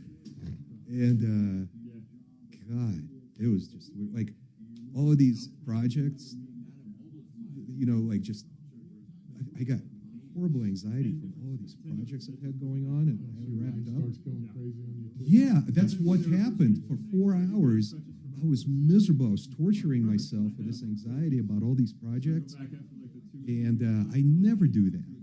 I usually just cuddle up with a cat and. Yeah. One of my little dogs easily sleeps with my girlfriend. Oh, okay. That makes sense now. Downstairs. He's a burrower. Oh, I love that. That is so It's cool. like, get the No, that's so sweet. My little dog likes to like get up underneath you practically. So I got labs. They don't know what personal space is. no. Ah, But when I'm sleeping, it's just like, dude, get this away from me. Heck no. Oh. Look with the dogs, man. Cuddling up with an animal is I so don't mind nice. cuddling, but just there's a limit. Just No, not with an animal. I wish both of my cats would cuddle up. because he likes sleep between your feet too. So you try to move, and he's on top of the blanket, and you're under it, trapped. Yeah. You know, and I think he does it on purpose. This is my life right now. And he smells worse than anybody. Oh God. I had a cat like Little that. pug. Oh yeah, that's they can't help. That's their And he's my buddy and everything. But like at 3 in the morning, I don't have buddies. I just want to get some sleep. Yeah. Just want some sleep. That's why small shit just. Like, guys, that's an expensive loan. You still got to pay back $400,000 out of $140,000. Yeah, he's gonna get screwed. This equity sharing is never a good deal. Equity for $140,000. It sounds like more because he said the That's house is worth 700. 700 So something. I figured 7 and change. So just round it. But the equity was over 4. Their share was going to be well over 400,000 So they're taking all the equity for half of an equity loan, basically. for a lot less than half of the equity. I mean, that's No, it's those deals. Those are never good deals. I'd be John Clayton. Oh yeah, it would be and those deals also come with a time limit. They're not just going to let you. I mean, if you live to be 110, no, it's you got like 5 years or something, or whatever that number is.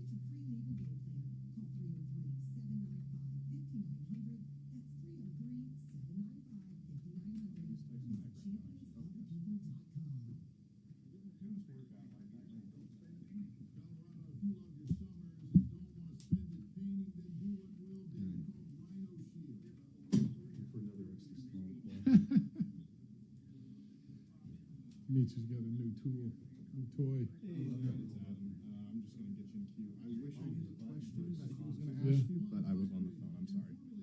Awesome. I'll put you on that hold. You're the best. Second mortgages. I think second mortgages? Okay. Dragon says he thinks it's about second mortgages, so that should, if that helps at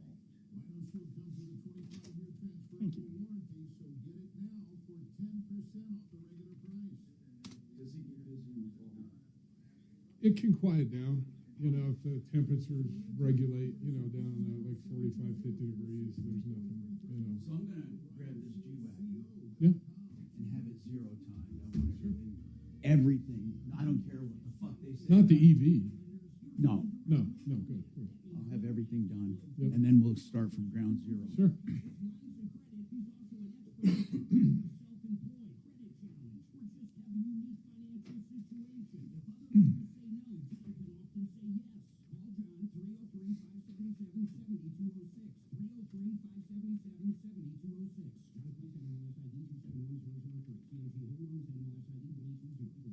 Jim's the one that had that question. You wanted to mention the fire department too, as far as that water pressure problem is concerned. Oh, you're right. That was a good. That's one for who did we Bo. That was Bo working on that. I wonder, could that be separate water from the domestic water? Actually, I don't know that. Yeah. You're right. That whole system.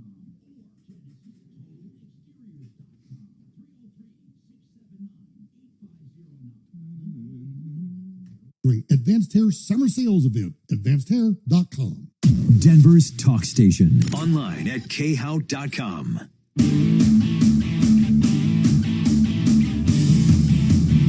Hi, Tom Martino here. Let's go to John Clace, and he is with partner. He's actually with CMG Financial, which you can find him at partneranlending.com.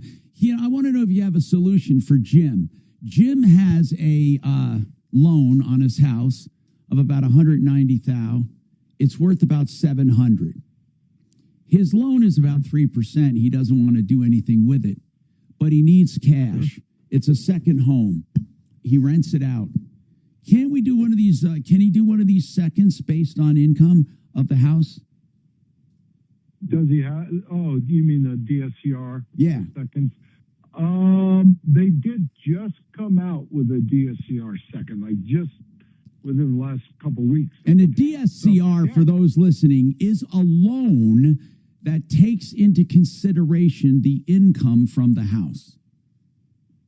Yeah, it's a debt service is what it stands for. So it's your payment. As long as your rent is covering the mortgage payments, you're good. You don't need any other income documentation. I think it's a great option. So what do you think? Yeah. What do you think as far as one of these on that kind of situation for a second home, a second behind $190,000 on a $700,000 house? It's fantastic. Obviously, it's going to depend on his credit score, is a lot of it, and then obviously the rent, what's he renting it for. But what we do is we do what they call a 1007, where we find out what fair market rents are from an appraiser. But if you don't want to provide any income documentation, or you can't, or you're retired, or it's fantastic because you don't need to, and it really doesn't look at any your other debts or anything. And what are the rates on that, John? What are the rates on it? Well, I mean, typically we're in the high sixes, but a second home will probably be a little bit different. So probably high sevens, something like that. Oh, wow. Not too bad for this loan. But I think it would still be better than selling a portion of his equity. Oh, yeah, much better than doing that. He's got so much equity that he'll get a good rate because of, I don't know how much he wants to borrow, but how much, Jim? Jim, how much cash are you looking for? $175,000. Yeah, so you owe 190. So what's that? That's basically $375. So you're still below 60% LTV, which will help you a lot, which will help you favorable in rates. But I'd have to run it in the system. I'd have to get an idea what your credit score is to quote your rate. But yeah, it's really a fantastic loan for simplicity purposes. Yeah, I would definitely look into it, Jim, before I would sell a portion of my equity for sure. That gets so those Tom, just so you know, those companies that sell part of the equity, I've taken a few people out of them. They get you pretty good. All of a sudden, 5 years from now, you owe them a lot of your equity. It's you got to be careful on those type of loans. No, I know it. Yeah. And aren't you subject to capital gains tax when you sell part of that equity in a second home? Yes, quite a bit. Oh yeah. Really? I Right? paid Right when you $100,000 do it? for it. Right when you do it? Yeah, because it's a partial sale. Yeah, you're right. It is, isn't it? Oh, yeah. I never even thought of that actually. But it's not if you consider it borrowed money. It's an not borrowed option. money. This Well, is a no, sale. No, he's buying an option with the borrowed money. It could be you borrow the money and they get the option. The option is not a sale. We used to do that in real estate all the time. It could be a receipt, an option. But you're right. If they actually sold it, it would be a partial sale of the house. It depends on how it's structured. This is a horrible deal. Yeah. This sucks. Not good. I mean, they really, I've done one for somebody now, and they've been in it, and all of a sudden we're getting payoff, and it's a lot higher than the people actually thought it was going to be. So, Jim, start with John. He'll be honest with you, man. Partnerinlending.com acts. Get John Clace's number off the air. And that's John, partnerinlending.com. And now we have John, another John. Hey, John, what is your comment on affordability, sir? Well, first, real quick, when are you coming out to apply in? I don't know. I'll come out next time we have one. I have not been around a lot for these things, and it's been super, super hot, too. Yes, it is. Well, my comment is I bought my first house in 75 when I was 21. Yeah. And I made 24 grand a year as a manager of a Midas muscle shop. And that 24 grand in today's dollars is about 150 grand. Wow. Wow. And my first house was 52 grand, which in today's dollars is about 320 grand. And that was a 9.9% buy down from the builder. And it was a 10% down. I mean, it sucked for like over a year. The wife and I went to have pizza one night a month, and we each had one magazine subscription. She had Cosmo, I had Popular Hot Rodding, and that was the only money we spent for over a year. And I think a lot of young people just aren't willing to make that sacrifice today. Yeah, I think so. But I also think that expenses are a little beyond what they used to be. But I do agree with you that people, they're not into sacrifice. You're right. People are not into sacrifice. Yeah, I know a lot of youngsters that, you know, they're grumpy if they can't get the newest iPhone twice a year, and they got to go out to dinner 2-3 times a week, and it just doesn't work. You know, there's some kids that work really hard and do things really smart, but I don't think as a generality giving them any assistance is a good answer. Okay, well, I got you, John. A lot of people feel that way, especially when they look at their own circumstances and what they went through. You know, every generation does it. They compare themselves to the current generation and say, well, in my day, or what we did. All right, so let's get back to some of our car questions we have. I got one. Go ahead, sir. So Jeff Vick from Kimmer Transmission. Jeff, over the years, it has occurred to me, especially listening to a lot of our calls who have car problems, one of the most neglected maintenance items in a car is the automatic transmission fluid. I think I'm the only one who ever has it replaced on a regular basis. Jeff, do you have to have it replaced on a regular basis? And why and what happens if you don't have it replaced on a regular basis, even if your car says lifetime transmission fluid, like my beloved Toyota 4Runner says? Well, we all know there's no such thing as lifetime. As soon as that transmission decides to scatter, you've just used up the life of that fluid. So, but I mean, it's preventative maintenance, just like changing your oil or doing your antifreeze. I mean, the fluids break down. You get contamination in there. ATF is nothing more than a 5-weight based oil with this huge conglomeration of additives to give it its qualities between oxidation inhibitors, detergents, conditioners. There's all sorts of stuff that goes in there to make it, and those conditioners break down. So by servicing it regularly, which I'm more intensive than most owners' manuals, I regularly recommend about every 3 years or 36,000 miles. But by servicing it regularly, you're keeping that additive package built up. in order to maximize the longevity of that unit.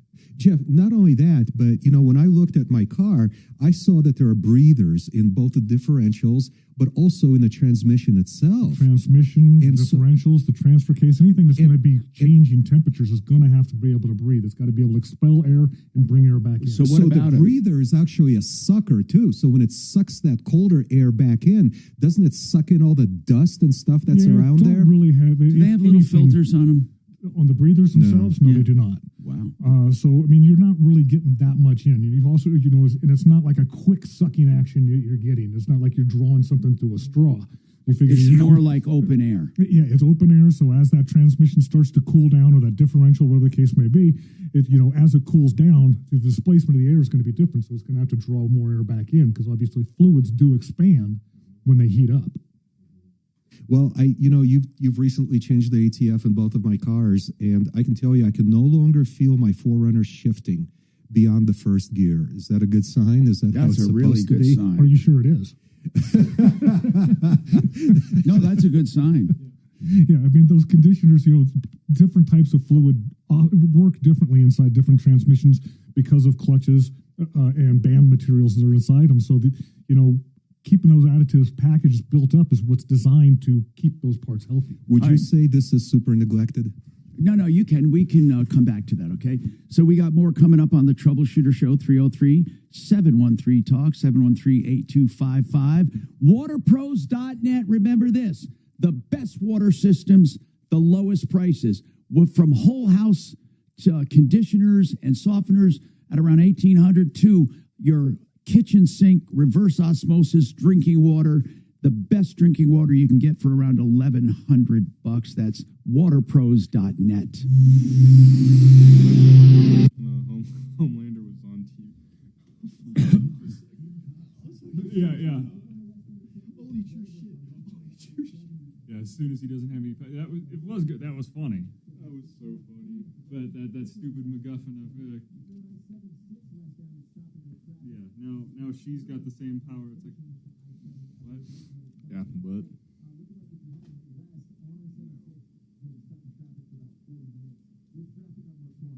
I would say the transmission's the second most neglected part of the car. Wait, what's the first? Well, I'll let you take a couple stabs at it. Well, I have one for him, and I think that's the most neglected. What would that be? It's supposed to be a surprise. Then for Kevin, I would. Okay. Supposed to be a surprise for Kevin? Yeah. Some people want to be landlords, but definitely not in Colorado. They want to be landlords where there is upside potential on equity. Vestera Turnkey has a simple program. You buy a rental through them, they help you rent it out, and they help you manage it, okay? Then they help you sell it. They make commissions on this, and as they should, and then you make money on the equity. That's the whole deal. And right now, people are buying them and holding them for about 3 to 4 years. Some of them 1099 or 1031, into other houses going forward and create net worth that way. Find out more about the program, Vestera Turnkey. Go to this website, mybiggestreturn.com, mybiggestreturn.com. All right, let's talk about getting ready for the winter and also helping yourself through the rest of the summer. You can do a $39 extreme clean tune and check of your AC or a $39 extreme clean tune and check of your furnace, either system or both. And what they do is take it apart to the extent they can. They clean every nook and cranny. They add life and efficiency to the unit with a no breakdown guarantee. Avoid costly breakdowns. Dirt and grime is the #1 killer of HVAC. Call them. Schedule now before the rush. 720-526-3939. FixMyHome.com. Are you considering this a fluid that's neglected? Oh, I even put down The second most neglected part of the car is the transmission fluid. It is? Wait, what's the first? He's trying to guess That's right what now. he's He's trying to already guess. gone through 1, 2, 3, 4 guesses. Is it on fluid or the most neglected item? Is it Most neglected item. Oh, the muffler Tires. bearing. Tires. The muffler bearings. Tires. The blinker fluid. It actually exists. Well, actually, quite frankly, I'll make you a bet right now. I'll make you a $500 bet. Muffler bearings exist, but you got to pay for it. No, I don't want to take that bet. Okay, hold on. Are you talking about the rubber donut? First most neglected part of a car. And it's not Nobody thinks ATF? about it until it doesn't work. There's your hint. Are you talking about the battery? Yep. When's the last time you cleaned your posts or About a year ago. I do it you once were, a year. You were an exception to the rule. Nobody thinks about that battery. Well, especially when they cover them now. Never. You can't even see them. You know, they're in the Some back. of them are in the seat. They're in the back seat or the back compartment. They're buried.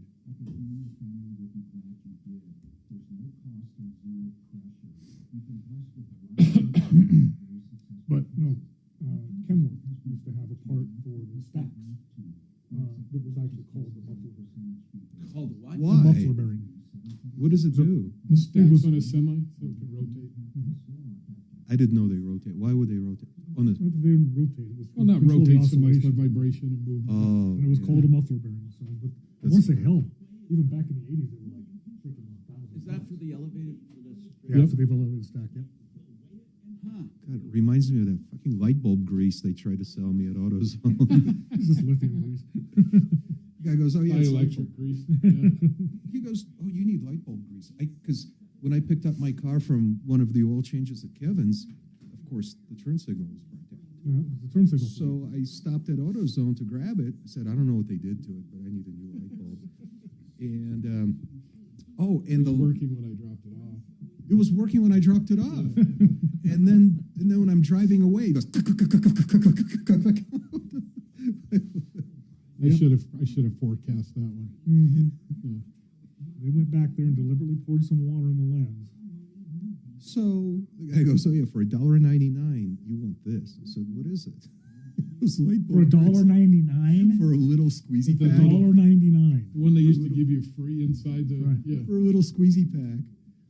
They make more of that than anything else in the store. Oh, of course. They probably The get them for packaging free. costs more than the amount of grease they got. Yeah, right? yeah. It was like a little chiclet-sized packet. I mean, it was very cute. We used to tease guys with blinker fluid stuff. I think I told the guy, used to be a dealer next door, sent their lot guy over for blinker fluid. So I knew what they were doing. I said, "Well, dude, what color?" He said, "What?" I said, "Well, I got red, I got blue, you can't just ask for blinker fluid." Yeah. You know, and he walks back over. Blinker fluid. Yeah. And then he comes up. I've banging on sent the people front on those door. errands. Like I had this. I had one parts runner that I told him to go get me. You know, I did 24 square foot of chain. Yep. You need. That's awesome. Another kid, I told him to go down in the basement and pick up some parts for me. Yep. He was walking around that shop. He for couldn't 45 find that minutes. basement anywhere, He could went, he? went to the next door shop and said, "I'm terrified to ask him." And Grant over there, he's like, "Dude, you better get on the stick. You've been doing it 45 minutes. He's going to get hot pretty soon." And what did you tell him to pick up? It was some part In the basement. in the basement. There is no Oh. basement. He's looking for the way down. Yeah. Frustrated him enough, he quit. When he found out there was no basement, he walked off. It's okay. he went Because to of break. that, that's what you're. This is Denver's talk station. 630 KHOW. Hi, Tom Martino, your troubleshooter. 303-713-TALK, 713-8255. Okay, at 70 miles an hour, says the texter, there is a low frequency hum at highway speed. Changing gears doesn't affect it. Taking my foot off the accelerator doesn't affect it, but gently steering left or right changes the sound. Yeah, it could be a wheel bearing or even a tire. And Any one of changing them. the angle just The angle a just little. enough will take the load off the bearing or change the direction on the tire. Could be Okay. an alignment issue. A lot of things in the front end. Okay, we were talking about this off the air, and this happened to be a texter asking about being cheated, but without going into that detail right now. What's the worst cheat you've seen? I mean, what are people charged for sometimes that they absolutely don't need and they'd never be able to check? And something you've seen, somebody said, I just spent blah, blah, blah. Is there anything that comes to mind that is a common way to rip people off? You know, we were joking during the break about blinker fluid, but I mean, really, have you seen stuff that people have had their have been ripped off with that are pretty common? Well, either ripped off or attempted to be ripped off, where they say they need brakes in all four. Okay. And, you bring it in and pull, and it's like the brakes are So perfect. brakes are I've heard that. It's that really brake easy. service is very, very exaggerated. Mm-hmm. Okay, I'm going to Axe. Can I just take Angela right now? Okay, okay, well, you let me know. 303-713-TALK, 713-8255. We have a couple calls waiting that we'll get to. Okay, I'm ready for Angela. Angela, go ahead. Tom. What's going on? Hey, Tom, Hey. you know what? I have a company that it is called Hyperflow. They came out 2 years ago to take care of my sewer. Hyperflow, And, okay. In the last 24 hours, I had poop coming out of my drain. Now, wait a minute. When were they out? I don't know if we can blame them. When were they out at your place last? Last night. Oh, last night. Why were they out there? Did they come out because you had a backup? Yes. I called them because I had a 5-year warranty. I called them. They came and cleaned it out again. And they're like, well, it's not all the way to the street. I'm like, no, I paid you $12,000. Whoa. You should have led with that. Let's all back up. When did you spend $12,000 with Hyperflow? July of 2024. July of 2024, they replaced your drain? Yes. And my entire sewer line. Are you sure and they charge you about $12,000? $12,000 to the penny. July of 2024. Yeah, 2 years ago. Yeah. Okay. Okay. Gosh. And now it's acting up again. It shouldn't be. What are they saying it is? They're saying that there's 10 more feet that they have to get to the city line. And they want you to pay another how much? $8,600. No. You hold on, please. Hold on. We got more coming up. I want to help her from getting ripped off. It sounds like she may have been already. I don't know, but we can get it checked out. I'm Tom Martino. Get your calls in on anything you have. 303-713-TALK, 713-8255. Want more than just a Ripped off half of her face. Now they're coming back to the other half. Marianne, awesome. I'll put you on that place or sewer. Dude. No, it's these callers. I said, what do you need help with? My garage. Okay. And then it's like, no, my Audi. So is it a car or a garage?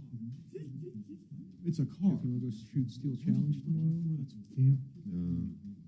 Granddaughter's birthday party. What are you doing here, Bo? What time? He works here. This is in the morning.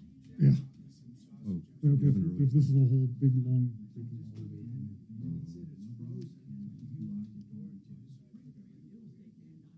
Oh, that thing's locked again? Is the door in there locked?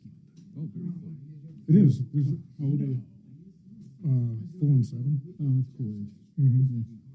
So, and don't get me wrong, I love mom and dad, but the girls are better behaved. They listen so much better when mom and dad are not there. Absolutely, yeah. No, the kids are night and day different without the parents. Mm-hmm. Absolutely. You mean without grandparents? No, the grandparents and the grandkids do great. You throw their parents in the middle of, like my kids, changes the whole dynamic. Mm-hmm. It's weird. I'd much rather have the grandkid without the parents. Oh. We get along fine. Oh, we still get along too. No, when, but there's when you're trying to get them to listen. Yep. You know, when you say no to something, then they go ask mom and dad. And then, Yep. you know, No, I like it better that way too. Yep. Which don't get me wrong, they do that when it's just me and Al. You know, if Papa says no, go ask Grandma. Oh yeah.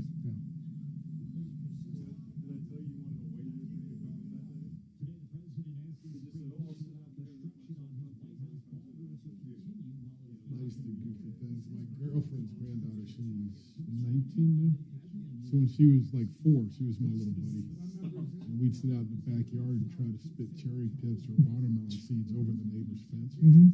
You know, we got in trouble together all the time. Oh, yeah. And she remembers that shit like it was yesterday.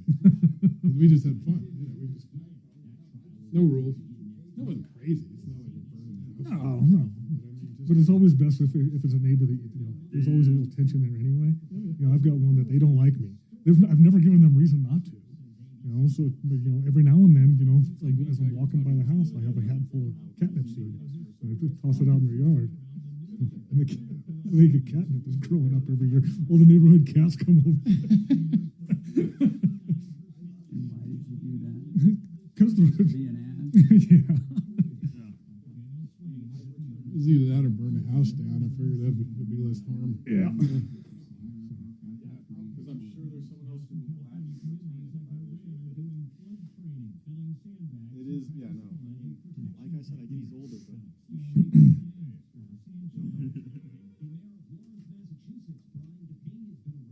Troubleshooter Show, can I get a first name?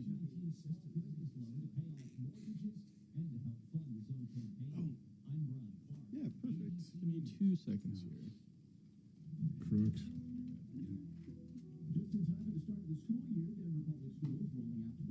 Anybody need anything? No, thank you. I could use another water if you're going. Are you going to get a super concentrated coffee? Oh, thanks. No, that stinks. All right, yeah, I have that number if you're ready. Whoa! Holy cow, look at this. 5. The allure of the pizza was just too much for you, huh?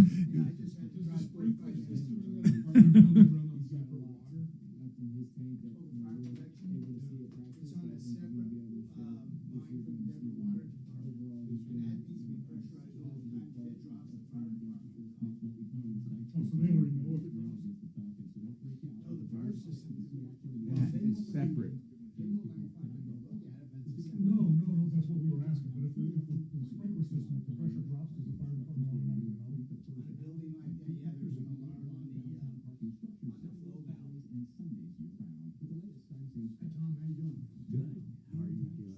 Oh, so nice to see you. Oh. We give you a chair, but he's using So that place sucks, huh? That's that apartment building, man. No hot water since June 10th. Oh, that chair is available. Yeah, I just want to grab that sausage Jeff gave me. I'm going to go back. Oh, it's in the fridge over there. And I took a bunch of freaking allergy pills, so I'm getting drowsy. Well, the meat sticks are, they're shelf stable. So you can leave those out if you wanted to. They will last longer if you keep them in the fridge. But the other ones are raw sausage. But remember, it's wild game, so it will cook faster. You will dry it out if you overcook it. Wild, so it'll cook faster. Mm-hmm. Is that because it's So, but you do want to have it done because it is mixed with pork fat. Okay, well, my daughter's interested in cooking it up. So it's an Italian sausage. Thanks, Bo. I'm looking at it later, but my hands are greasy. I totally understand. I don't want you to put any Windex on it. I'm not putting Windex on this. No, that's the kind of spit shine.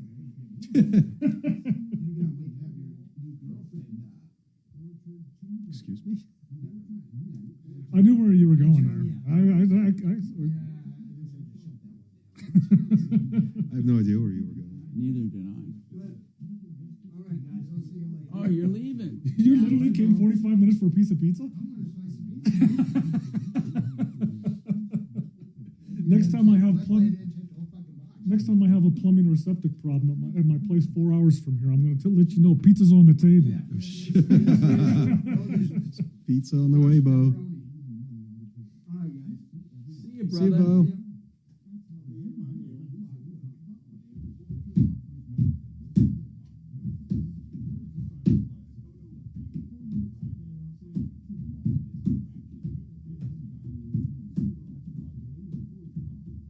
We got to get that Angela now they want $8,500 bucks. I would question maybe. I may contact government organizations. I mean, if there's only 10 feet left, why the hell wouldn't you have done it to begin with? But that extra 10 foot on the original job. You know what she said it was? It was 10 or 12 more feet?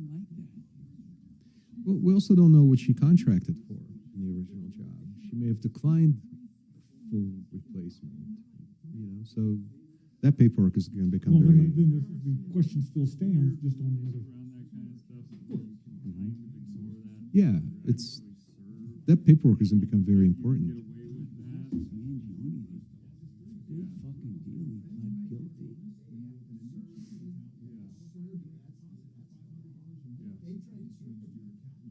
So you can kind of get away with not paying it. Trump Once they speaks at physically come to your door and hand you a ticket. It was a fun movie at the time. But as Oh, the yes. fines go up after that.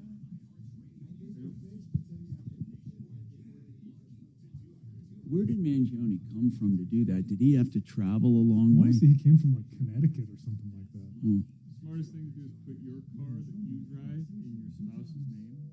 So then Did he think he was going to get away with it? has to do is go, I don't know who's driving. Probably. They tow out already? Denver's talk station, 630 KHOW.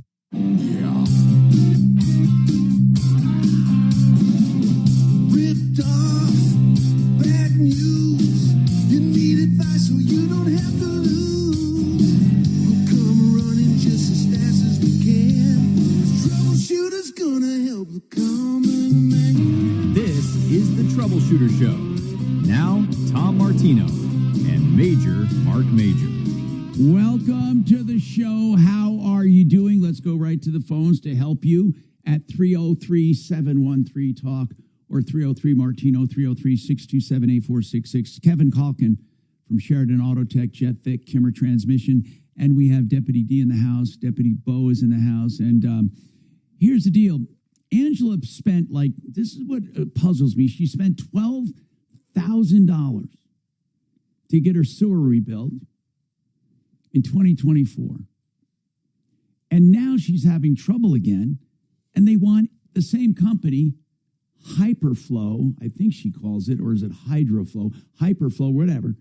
They want another $8,000 to fix it again. So Angela, what are they saying? If they replaced your line for $12,000, what are they going to do now for $8,000? They say they have about 10 more feet to go to get to the city line. All right. Why didn't they do that 10 feet back when you had it done and the ditch was already dug and the equipment was already there? Why didn't you have it done back then? I thought I did. I have a signed contract. And now they're saying, no, it's not. And that's where my frustration is coming from. So the first contract clearly shows it was going to go from your house to the street. The first contract shows that. But they say they did not do the last 10 feet and you have to do it now. Yes. When you showed them the first contract, what did they say? They haven't said anything. They've been trying to text me and call me, and I just waited because I'm calling attorneys and calling whoever I can to help me. Okay. Because I should not be paying another. I agree, unless there's something we're not hearing. When you had it done in 24, did you have more than one opinion? I had so many opinions.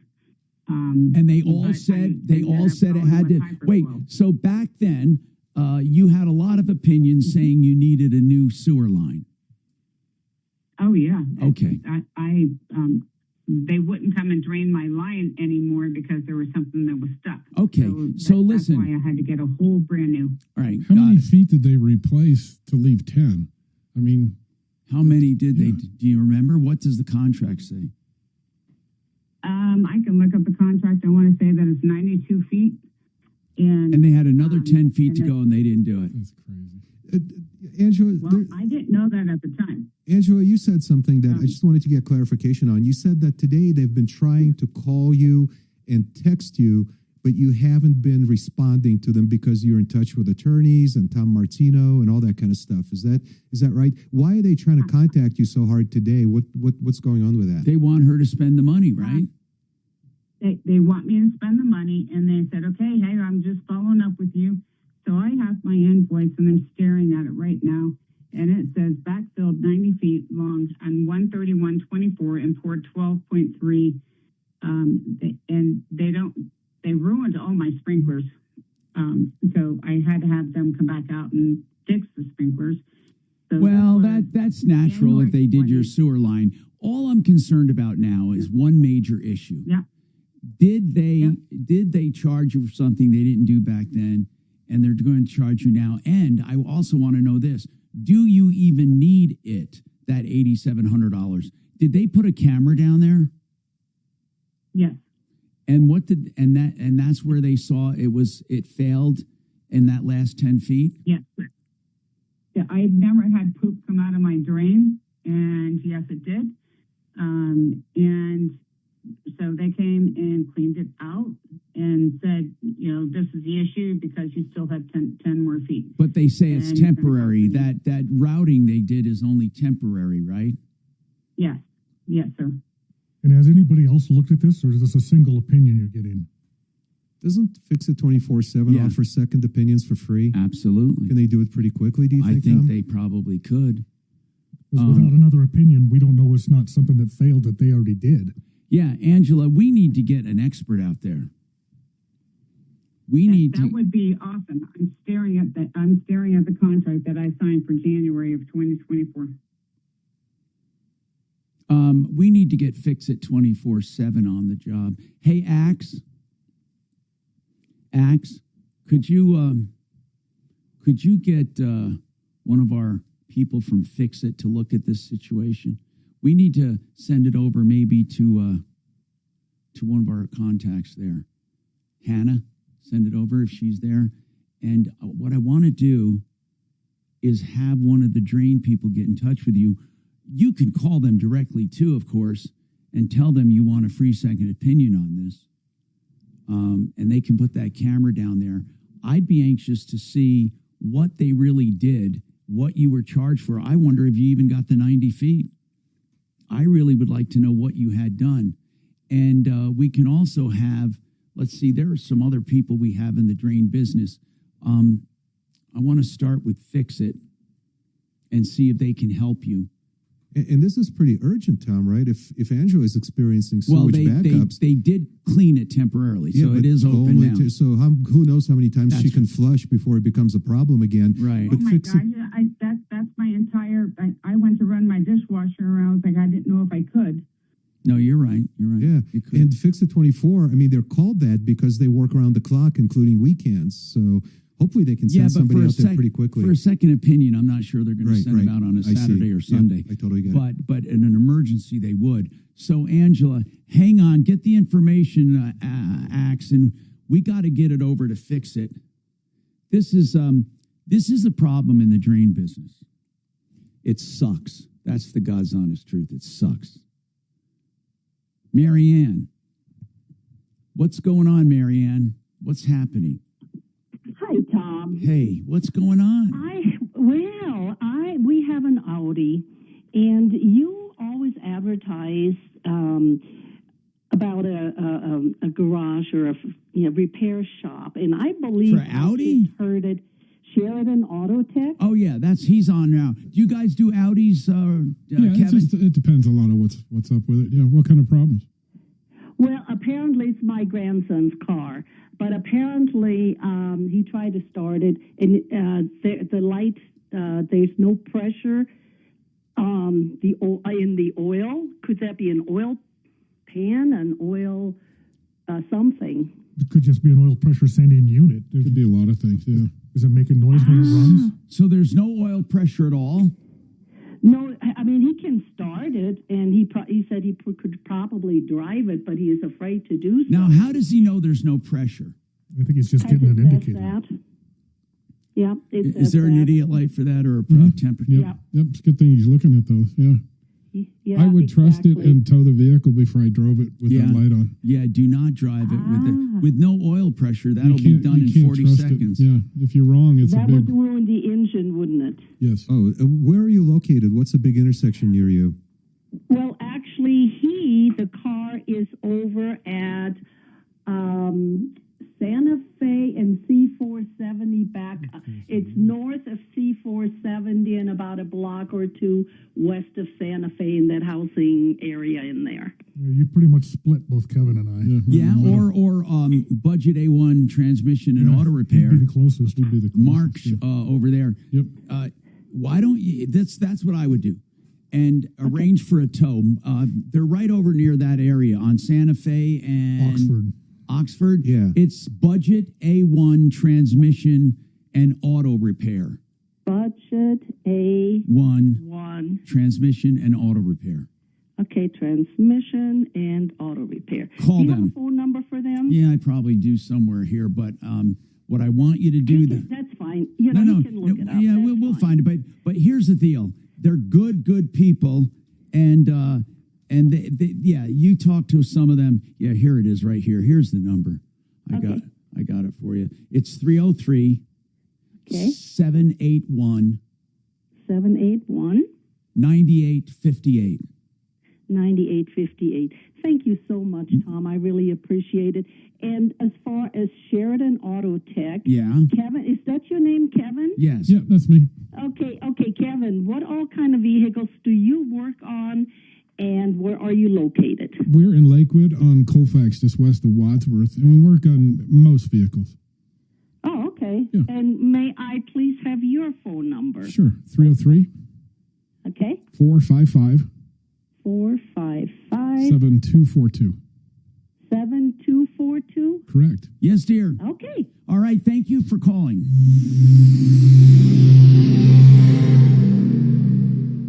Summer storm. Sorry, Jeff.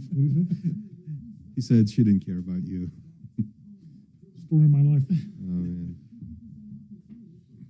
I stopped worried about what people think about me as soon as I realized how rarely they actually do. Oh, good. There's a lot of truth in that.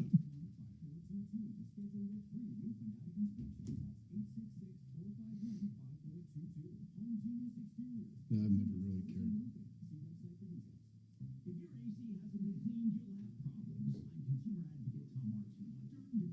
God, could you imagine living in that shit show in New York City?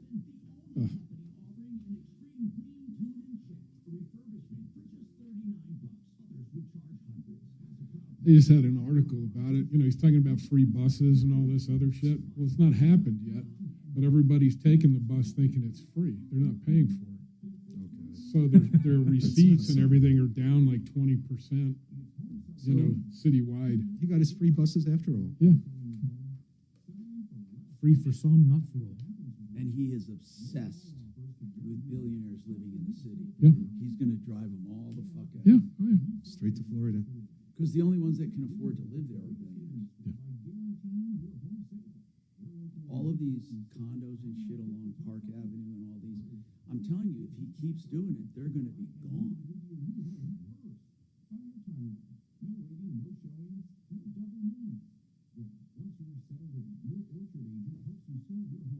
I think even worse than his policy is his attitude, where he's smiling at the camera like, you know. Exactly. It's just, yeah. Just last week, he got booed off stage. Oh yeah, they didn't want him there. Yeah. Was it some law enforcement thing? It was the 9/11. Yeah, they're trying to uninvite him from the 9/11 ceremony. Well, no, there was Can you something. believe they went from Giuliani to him in just a few short years. Yeah. Giuliani imploded though. What a fucking. He got crazy. Yeah. So who's the My Pillow guy? He was actually running for office in Minnesota. Mike Lindell. Mike Lindell. Yeah. And now he's contesting the election that he lost. It's like, didn't he learn the first time he contested the election? Oh, this is another one where they had several areas that showed up with last minute freaking. Is this Lindell? Yeah. He is kind of nutty too. He is. Fucking nutty. I'm sorry, man. There's a lot of nuts. A lot of nuts in politics.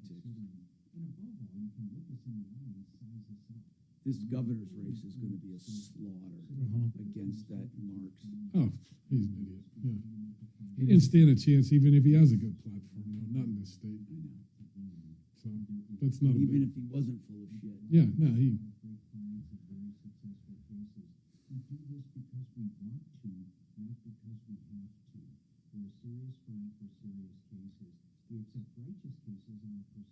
Kelsey Grammer, you ever watch some of his historical documentaries?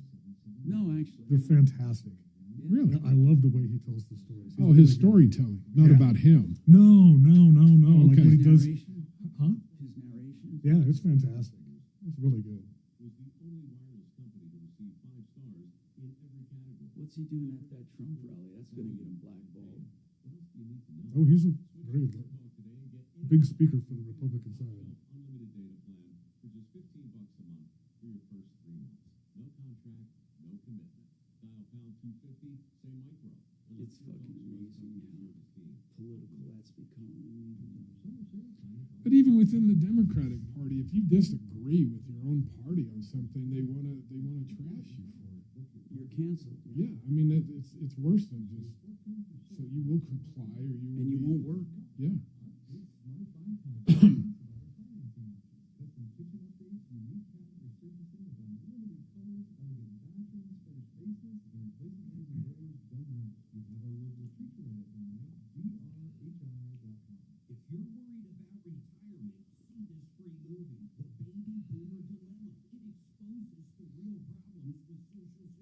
Save the government is they just put a moratorium on lawsuits for about 2 months. God, they're constantly suing each other.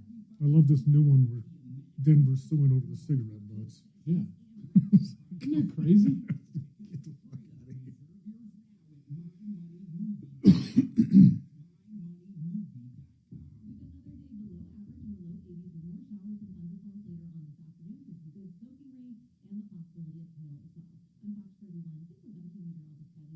This report is sponsored by the Our American Stories podcast.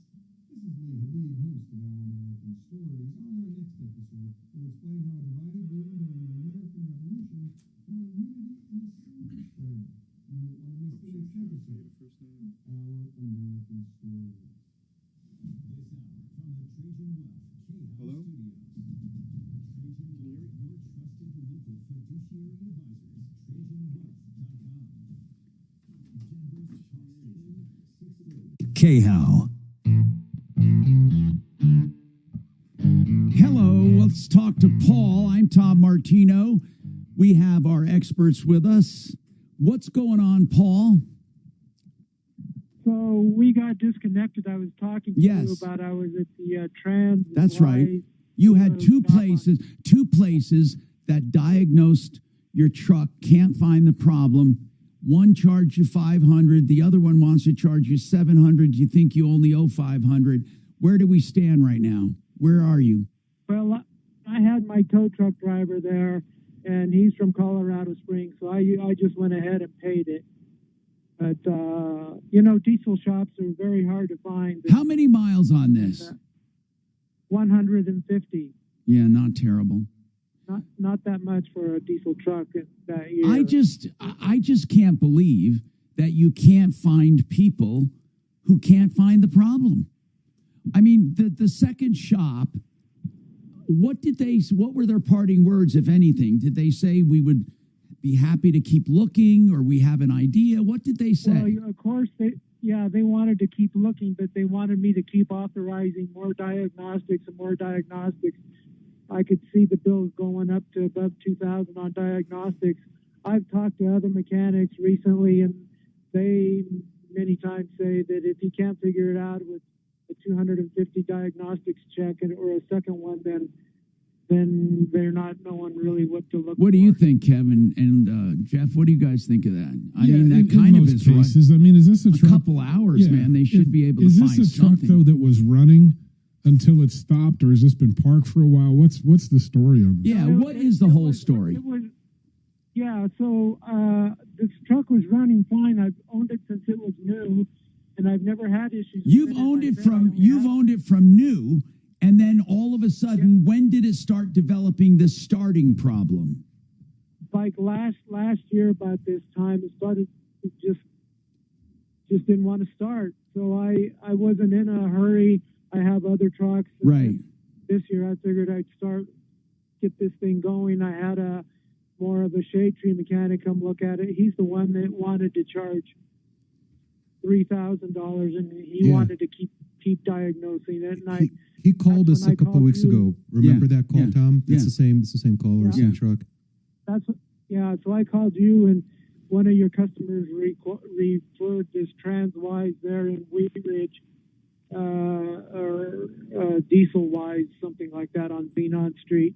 And they've had it for 3 weeks, Tom. They should be able to figure something out in 3 weeks. It's been 3 weeks since I talked to you, and they just want more diagnostic time and more diagnostic time, and they can't figure it out. So I just figured it was time to move on to somebody else. So I had my tow truck driver there, and while I was paying, he hauled it away. Where are you taking it now? That's why my tow truck driver's from Colorado Springs, so I'm going to try his shop in Colorado Springs. Well, where are you from? Here? I'm from Castle Rock, but this other guy was from North Denver. There's a diesel place. There's a diesel place in Castle Rock. Denver. I think there's a diesel place. Yeah, there's no more diesel places in Castle Rock. The good diesel shops are really hard to find. They all go out. Kevin, you must know a diesel If shop. he's going down to Springs, I'd call Jesse for a referral. I'm sure Jesse works with somebody down there. Hey, Honest, do accurate. me a favor, Axe. Call Jesse at Honest, Accurate Auto. Hold on, Paul. Let's see what we can do. Troy, what's going on in your life? You have a comment. Go ahead. Yeah, I've got an amazing diesel mechanic in Colorado Springs. Really? It's oh yeah, yeah, he's so good that he does not advertise. Now, does he have a shop? Oh yeah, he does commercial diesel work, pickups. So it's Leadoms, LEDOMS, Performance Equipment and Diesel Repair.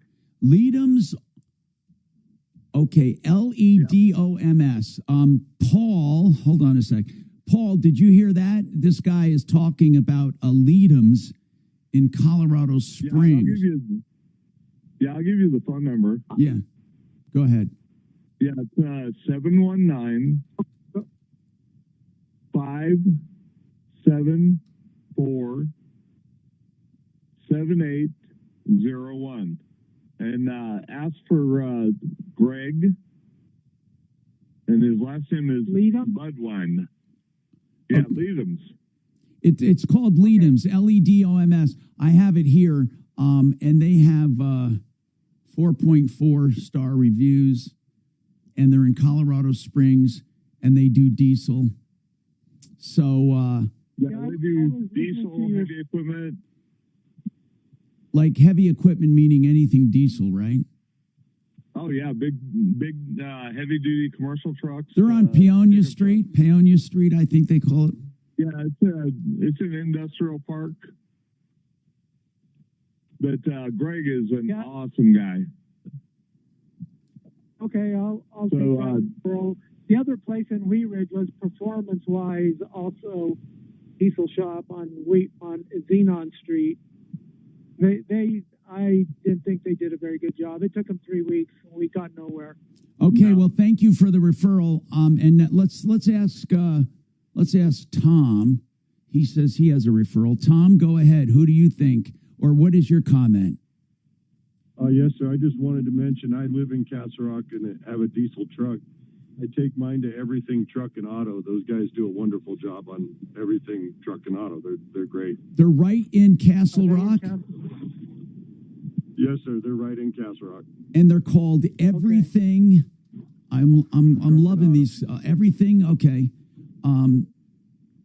Everything Truck and Auto. That's probably why I'd never heard of another diesel shop, but maybe because his name doesn't have diesel in it, I didn't find it. They're in Castle Rock on Atchison Court. Their number is 303-537-4942. You got a lot to think about. This guy's got great ratings. This guy's got a 4.9 rating in Castle Rock. Oh, great. Yeah, thank you very much go ahead. Can I ask you one more question? Yes, sir. Yeah. So while I was paying for it, my tow truck driver, he hooked up the truck, and the owner of the shop there called the police. Why? And we had a little kerfuffle there because he says that we were stealing the truck. What? And had you paid for it at that point? Well, I don't understand why you're running into all these problems, Paul. Why would a shop owner call the police on you? Because my tow truck driver hooked up the truck Before you paid for it. And I had already paid for it. And his buddy that was on the inside at the cashier, he didn't know that I had already paid for it. Okay, well, okay, I see. It's Anyway, it's a misunderstanding. Man, I wish you the best on going forward because you've been having some real bad headaches. KRFX HD2 Denver. Sounds like he's a headache waiting. Some of these headaches might go away if you pull your head out of your ass. This guy sounds, I don't know, sounds challenging, like a pain in the ass. Confrontational.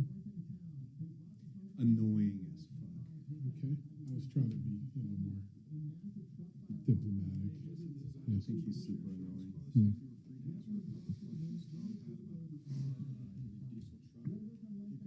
I mean, there's no way he didn't know about the extra monies. There's no way they put those parts in for no charge. If they kept going, I wanted to know, okay, well, at one point you put it in ECU. Who told you to put it in ECU and why? Mm-hmm. And why did you buy the part? Why didn't they? It takes 2 minutes for them to plug it in, so they shouldn't charge me for it. Yeah. That attitude. And, why are you providing parts? No. Yeah, and where'd you get the damn parts? Mm-hmm. Yeah, you come from eBay? Junkyard. Frank Duran, therealestateman.com. For 30 years, I've been representing Frank, and he's been representing hundreds and hundreds of customers who have enjoyed his services. When he lists a home, he doesn't just put it on multi-list, put a sign on the yard. He sells most of his own listings. He puts it out to thousands of people with outbound marketing online. He knows what he's doing. He stages the house in some cases. You get a house cleaning, and he never holds people to a long-term contract because he knows he has to earn your trust each and every day. We never get complaints about Frank. We get raving reviews. People love him. Whether you're buying or selling, 303-920-1622, the best. He gets more money and sells faster than most anyone else, and he has stats to prove it. Frank Duran, therealestateman.com.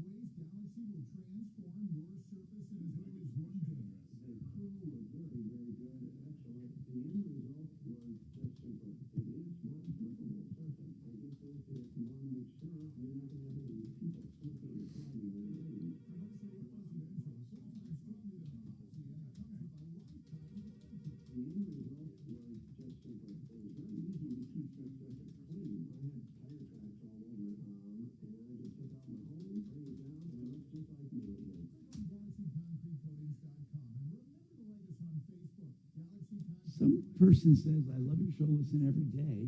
The last few days I've been hearing about this restaurant thing where somebody was having an allergic reaction. What are they talking about? I don't even have...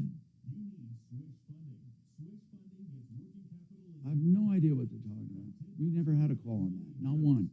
I looked all over. This is on the YouTube feed? No, texting. Oh.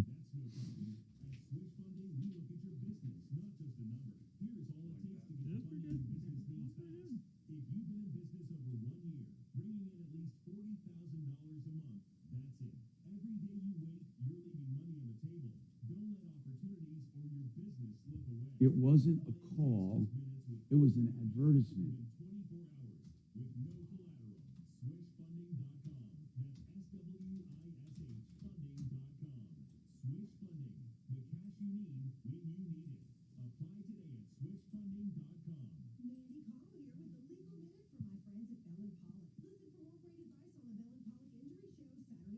Variable cylinder management, VCM.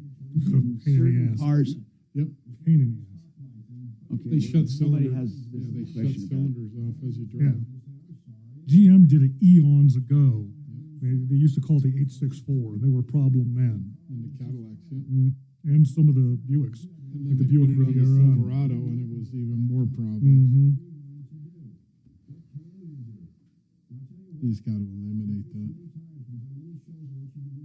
They've got, and I don't know how well they work, but some of them are running off a plug and play where they put it inside the OBD2 now. I'm not sure. I wouldn't trust it.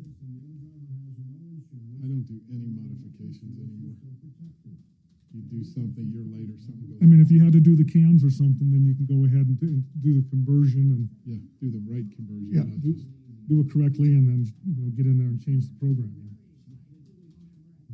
Because you can just get a stock file for that.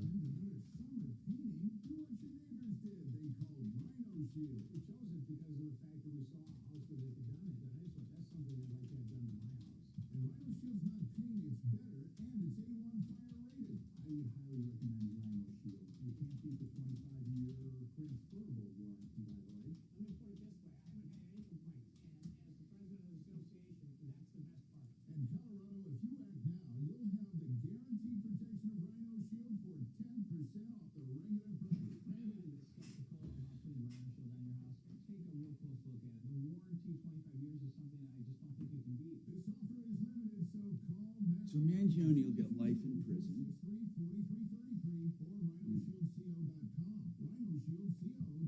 Can you imagine living the rest of your life in prison? I got married a second time, so I'm doing my best. Jeff, have all those fires receded from your mountain house? Not completely. Oh, man.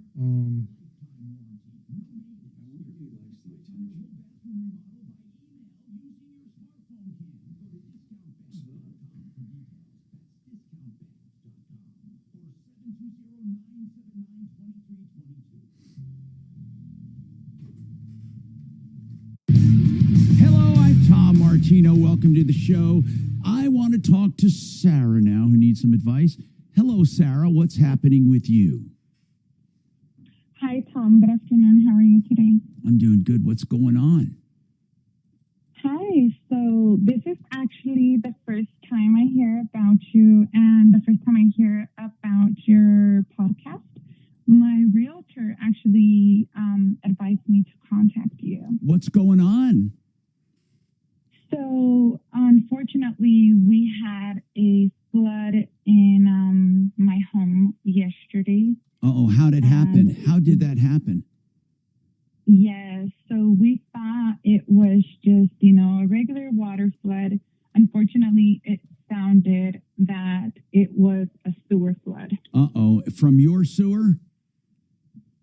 So, no, we live in townhomes, and the HOA president contacted us and let us know to run into the basement and check if our basement was fine or if we were flooded, because one of the other owners of the townhomes next to us had a flooding problem, and they checked and they were flooded as well. And when I went downstairs, I noticed that my whole basement had flooded. Uh-oh. Where did they say it originated? We had a company come probably like about 2 hours after. Yeah. And they noticed the main reason why this had originated is because it's going to be really disgusting. They had found female reproductive, items. Like tampons you're talking about? Are you talking about like Yes. Okay. So they found some tampons and stuff in the drain? Yes, in the main sewer line. Okay. So all the units got flooded. Unfortunately, mine was the worst. Uh-huh. Everything in my basement got pretty much damaged. I had a lot of issue with them approving to get it fixed on time. They were here up till 2 a.m. last night. My baby had to go to sleep upstairs with it being so hot and the coolest place being downstairs and her bed being ruined, everything being ruined. Unfortunately, at this moment, we have, I think there are like dryers there, but everything is like pretty much still wet, haven't been intact. There is no water stalls or anything like that. But the damage is still there. Right. So what are you calling about now? Your homeowner's insurance probably will cover some of this, and so should your neighbors. And Tom, don't you think she would be well served by contacting Paragon Insurance Services first? Because insurance companies, like in my personal experience with American Family, they try to get out of it. In my case, they're trying to screw me pretty hard. So somebody like Matt could actually file a claim on her behalf. Now, Sarah, do you know what we're talking about when we say contact an insurance adjuster, meaning a public adjuster who works for the consumer? Your insurance company and the other party's insurance company and the HOA insurance company, they're all going to try to get out of this claim. I don't know if you know that or not, but you're going to have a tough time. And what this adjuster can do is he can try to help you recover from where you should recover as much money as possible. Including moving and storage and temporary housing and all that stuff. You should really call him for an answer. Okay. Yeah, definitely. Is that the advice you were looking for? Or you? Well, she definitely, that's one of the advices. So before we go on, though, but that's really important, just so you know. And I want to tell you, they do not work for insurance companies. They work for consumers. So, and they take a small percentage of what they collect, and it's nothing compared to what they do for you. Let me just give you this number, and then you can ask any other questions. The guy you're going to talk. The guy you're going to talk to is Matt at Paragon Services, and he's a public adjuster, and that means he works for the public, which would mean you. He's got a 5-star review. I'm telling you, he's great. Paragon Services. Here's the number, 7, and he works all over the area, but he has a Springs number, 719-726-0020. Okay. Now what he'll do is he'll look at your insurance and he'll examine the situation to see that you're treated fairly. But what do you think is going on? What were you calling us about? Are you getting the runaround? Are you getting trouble right now? I am. From who? HOA had mentioned that they would give me an answer by noon. They would pick up their machines and they would start with the process of getting everything fixed. And at this moment, we're stalled. It's starting to be a safety hazard. The smell is being really obnoxious, and not just that. It's like, well, you know, under your policy, you can start getting someone to clean that up too. You can call a reputable company to start cleaning up. You have your own insurance, and it should cover cleanup. My question is, should that be under my responsibility since it was the main sewer line? Or should that be the HOA's? Now, technically, I'm going to give you a couple answers here. Technically, if you did not cause it, it is the person who caused it or the HOA's problem if it was a common area. It is not your problem. However, that takes time to sort out. And while you're waiting to sort it out, your insurance company can fix your damages or at least stop further damage. So the answer is both. It is not your long-term responsibility. It's up to the HOA to take care of it. But you may have to go to your insurance company to get help with the cleanup. And with temporary housing. If you need temporary housing, of course. She said and you smells. better make sure you got that coverage, and I'm pretty sure you probably do. Who's your insurance carrier? I believe it's Bristol. Okay. Here's the deal. They're not too bad. If I were you, I would call my agent or call an adjuster and tell them, did you already call and tell them you had a claim? Well, one of the main reasons why I'm stalling on this is we just did a claim for a huge loss. What was it for? With the HOA. for hail damage. Now, when you say you just did it, your insurance didn't pay that, right? They did. What did they pay? Your assessment? We had to pay a portion of the part. Right. A portion of the deductible. No, not the deductible. So they split it up between the units. No, I get it. It was an assessment, a loss damage assessment. Here's the deal, Sarah. I know this could count against you, but if you don't do it, you're going to be waiting a long time. So if I were you, I'd get right on it. I'd call Paragon, and now I would call my insurance company. Worry about getting canceled after this because you need to take care of yourself and your family. Gertie, what is your car question, Gertie? Welcome to the show. Hello. I just wanted to tell you, Tom, you helped me with a question about a month and a half ago. I called about my middle name, and I just want to know, we got disconnected, but I did hear your answer. And I appreciate it. Did you do it?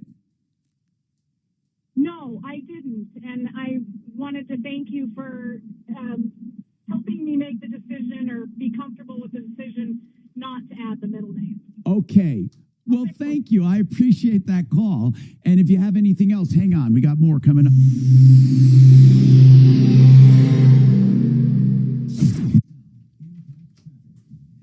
So the one fire they've got it. Yeah, it's been weird ones. Mostly contained. It's 87%. Good. 87%. Containment. Of what? Fire. Near you? Mm-hmm. Oh, shit. The other fire is not nearly as contained. It's only at 35%. But this one hasn't really been trying to creep more. Mm-hmm. It's moving primarily south to Gotcha. the east. This one, they've actually, they've actually even removed our evacuation zone. Okay. So That's a good sign. They're saying some of those hotspots can last up to a year. Yeah.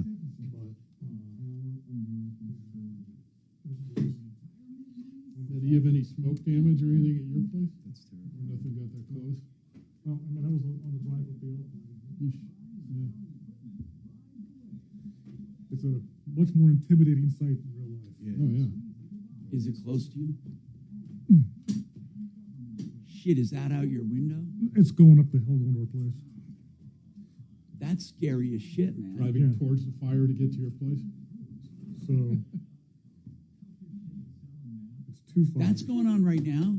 Yeah. There's 2 fires. I didn't know that. So there is a regular app that shows these fires? Yeah. Really? Are there always fires going on? Pretty much, here, remember here just a couple of weeks ago, Trump was, blaming Canada for all the smoke, and you guys haven't done fire mitigation, and so on and so forth.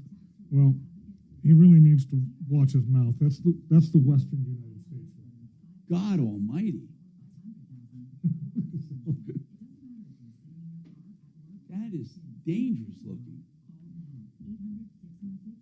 Yeah, because the U.S. doesn't do any mitigation either. They stopped all the timbering. They stopped everything.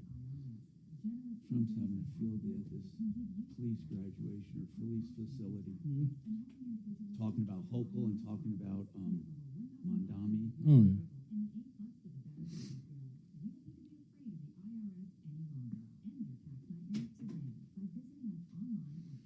But there's a free version of that app if you wanted it on your phone. It's just not as inclusive. You can't get as much information. What do you mean free? If it's not free, how much are you paying for it? I think I paid $20 for the year. Oh. But you can narrow it down to properties and stuff that way. Yeah. With the paid app, I mean, plus, I can link on to. Does it give you an alert? When Yep. Oh, You can, wow. so I can get alerts for Gunnison County, Hinsdale County, Montrose. So you know if it's right near you. Yeah. So when one started up 2 days ago, just north of the Elk Fire, they called it the Steep Fire. That only grew to about 2.4 acres before they got that out, but boom, it hit my phone.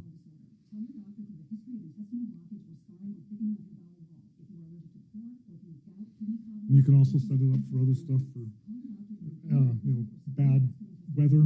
You can set it up for flooding. You can get all sorts of alerts.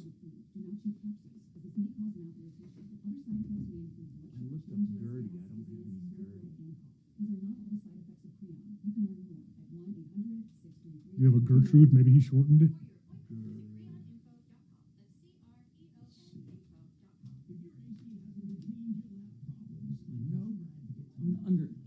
spelling, too.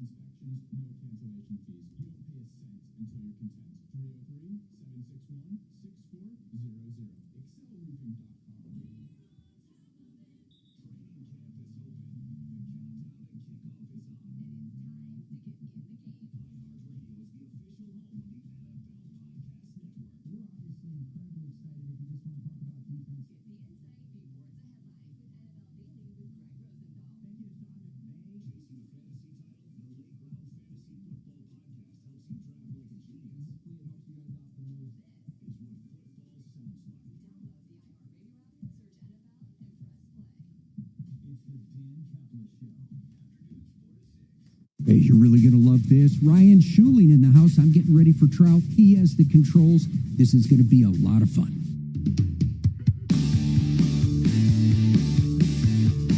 Hi, Tom Martino here. Kevin Calkin with us, Sheridan Autotech, Jeff Fick, Kimmer Transmissions, and we have Deputy D in the house. Hey, Gertie, did you have anything else to talk about? I didn't want to cut you off. Yeah. Go ahead.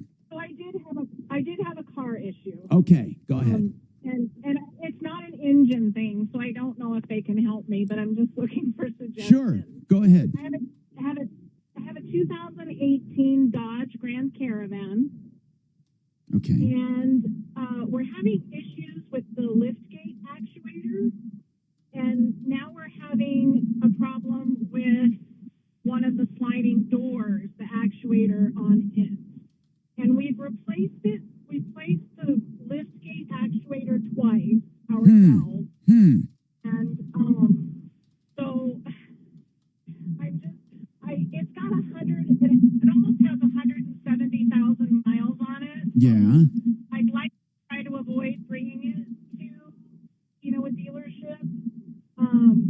But I'm wondering if they have any suggestions or if I have to bring it to a dealership. Well, I asked Kevin a similar thing the other day. Kevin, can you handle that kind of stuff? We work on those all the time. Okay. A lot of cars have actuators, so when you hit the button, it opens and closes by itself and things of that sort. So, but it's unusual, though, that liftgate would have to be replaced twice. Well, the actuator is what I meant. Gertie, how much apart were these things changed? Like when you said you had a problem? Within a year. That's weird. That could be something else. Something else going on, sure. Yeah. Okay, so when we first bought it, everything worked fine. This was in 2019. Okay. Yeah, 2019. So it was a year old. And so everything worked fine. All the doors opened and closed with the button on the top of the, above the, the driver's seat with the key fob. Everything worked fine. Well, through a random incident, we found out that it wasn't locking. The liftgate wasn't. So it was working, but when it was locked, it wasn't locked. So it was never locked since we had bought it. And this was about a couple years ago when we found this out. So we researched the part and we bought it, and my husband changed it.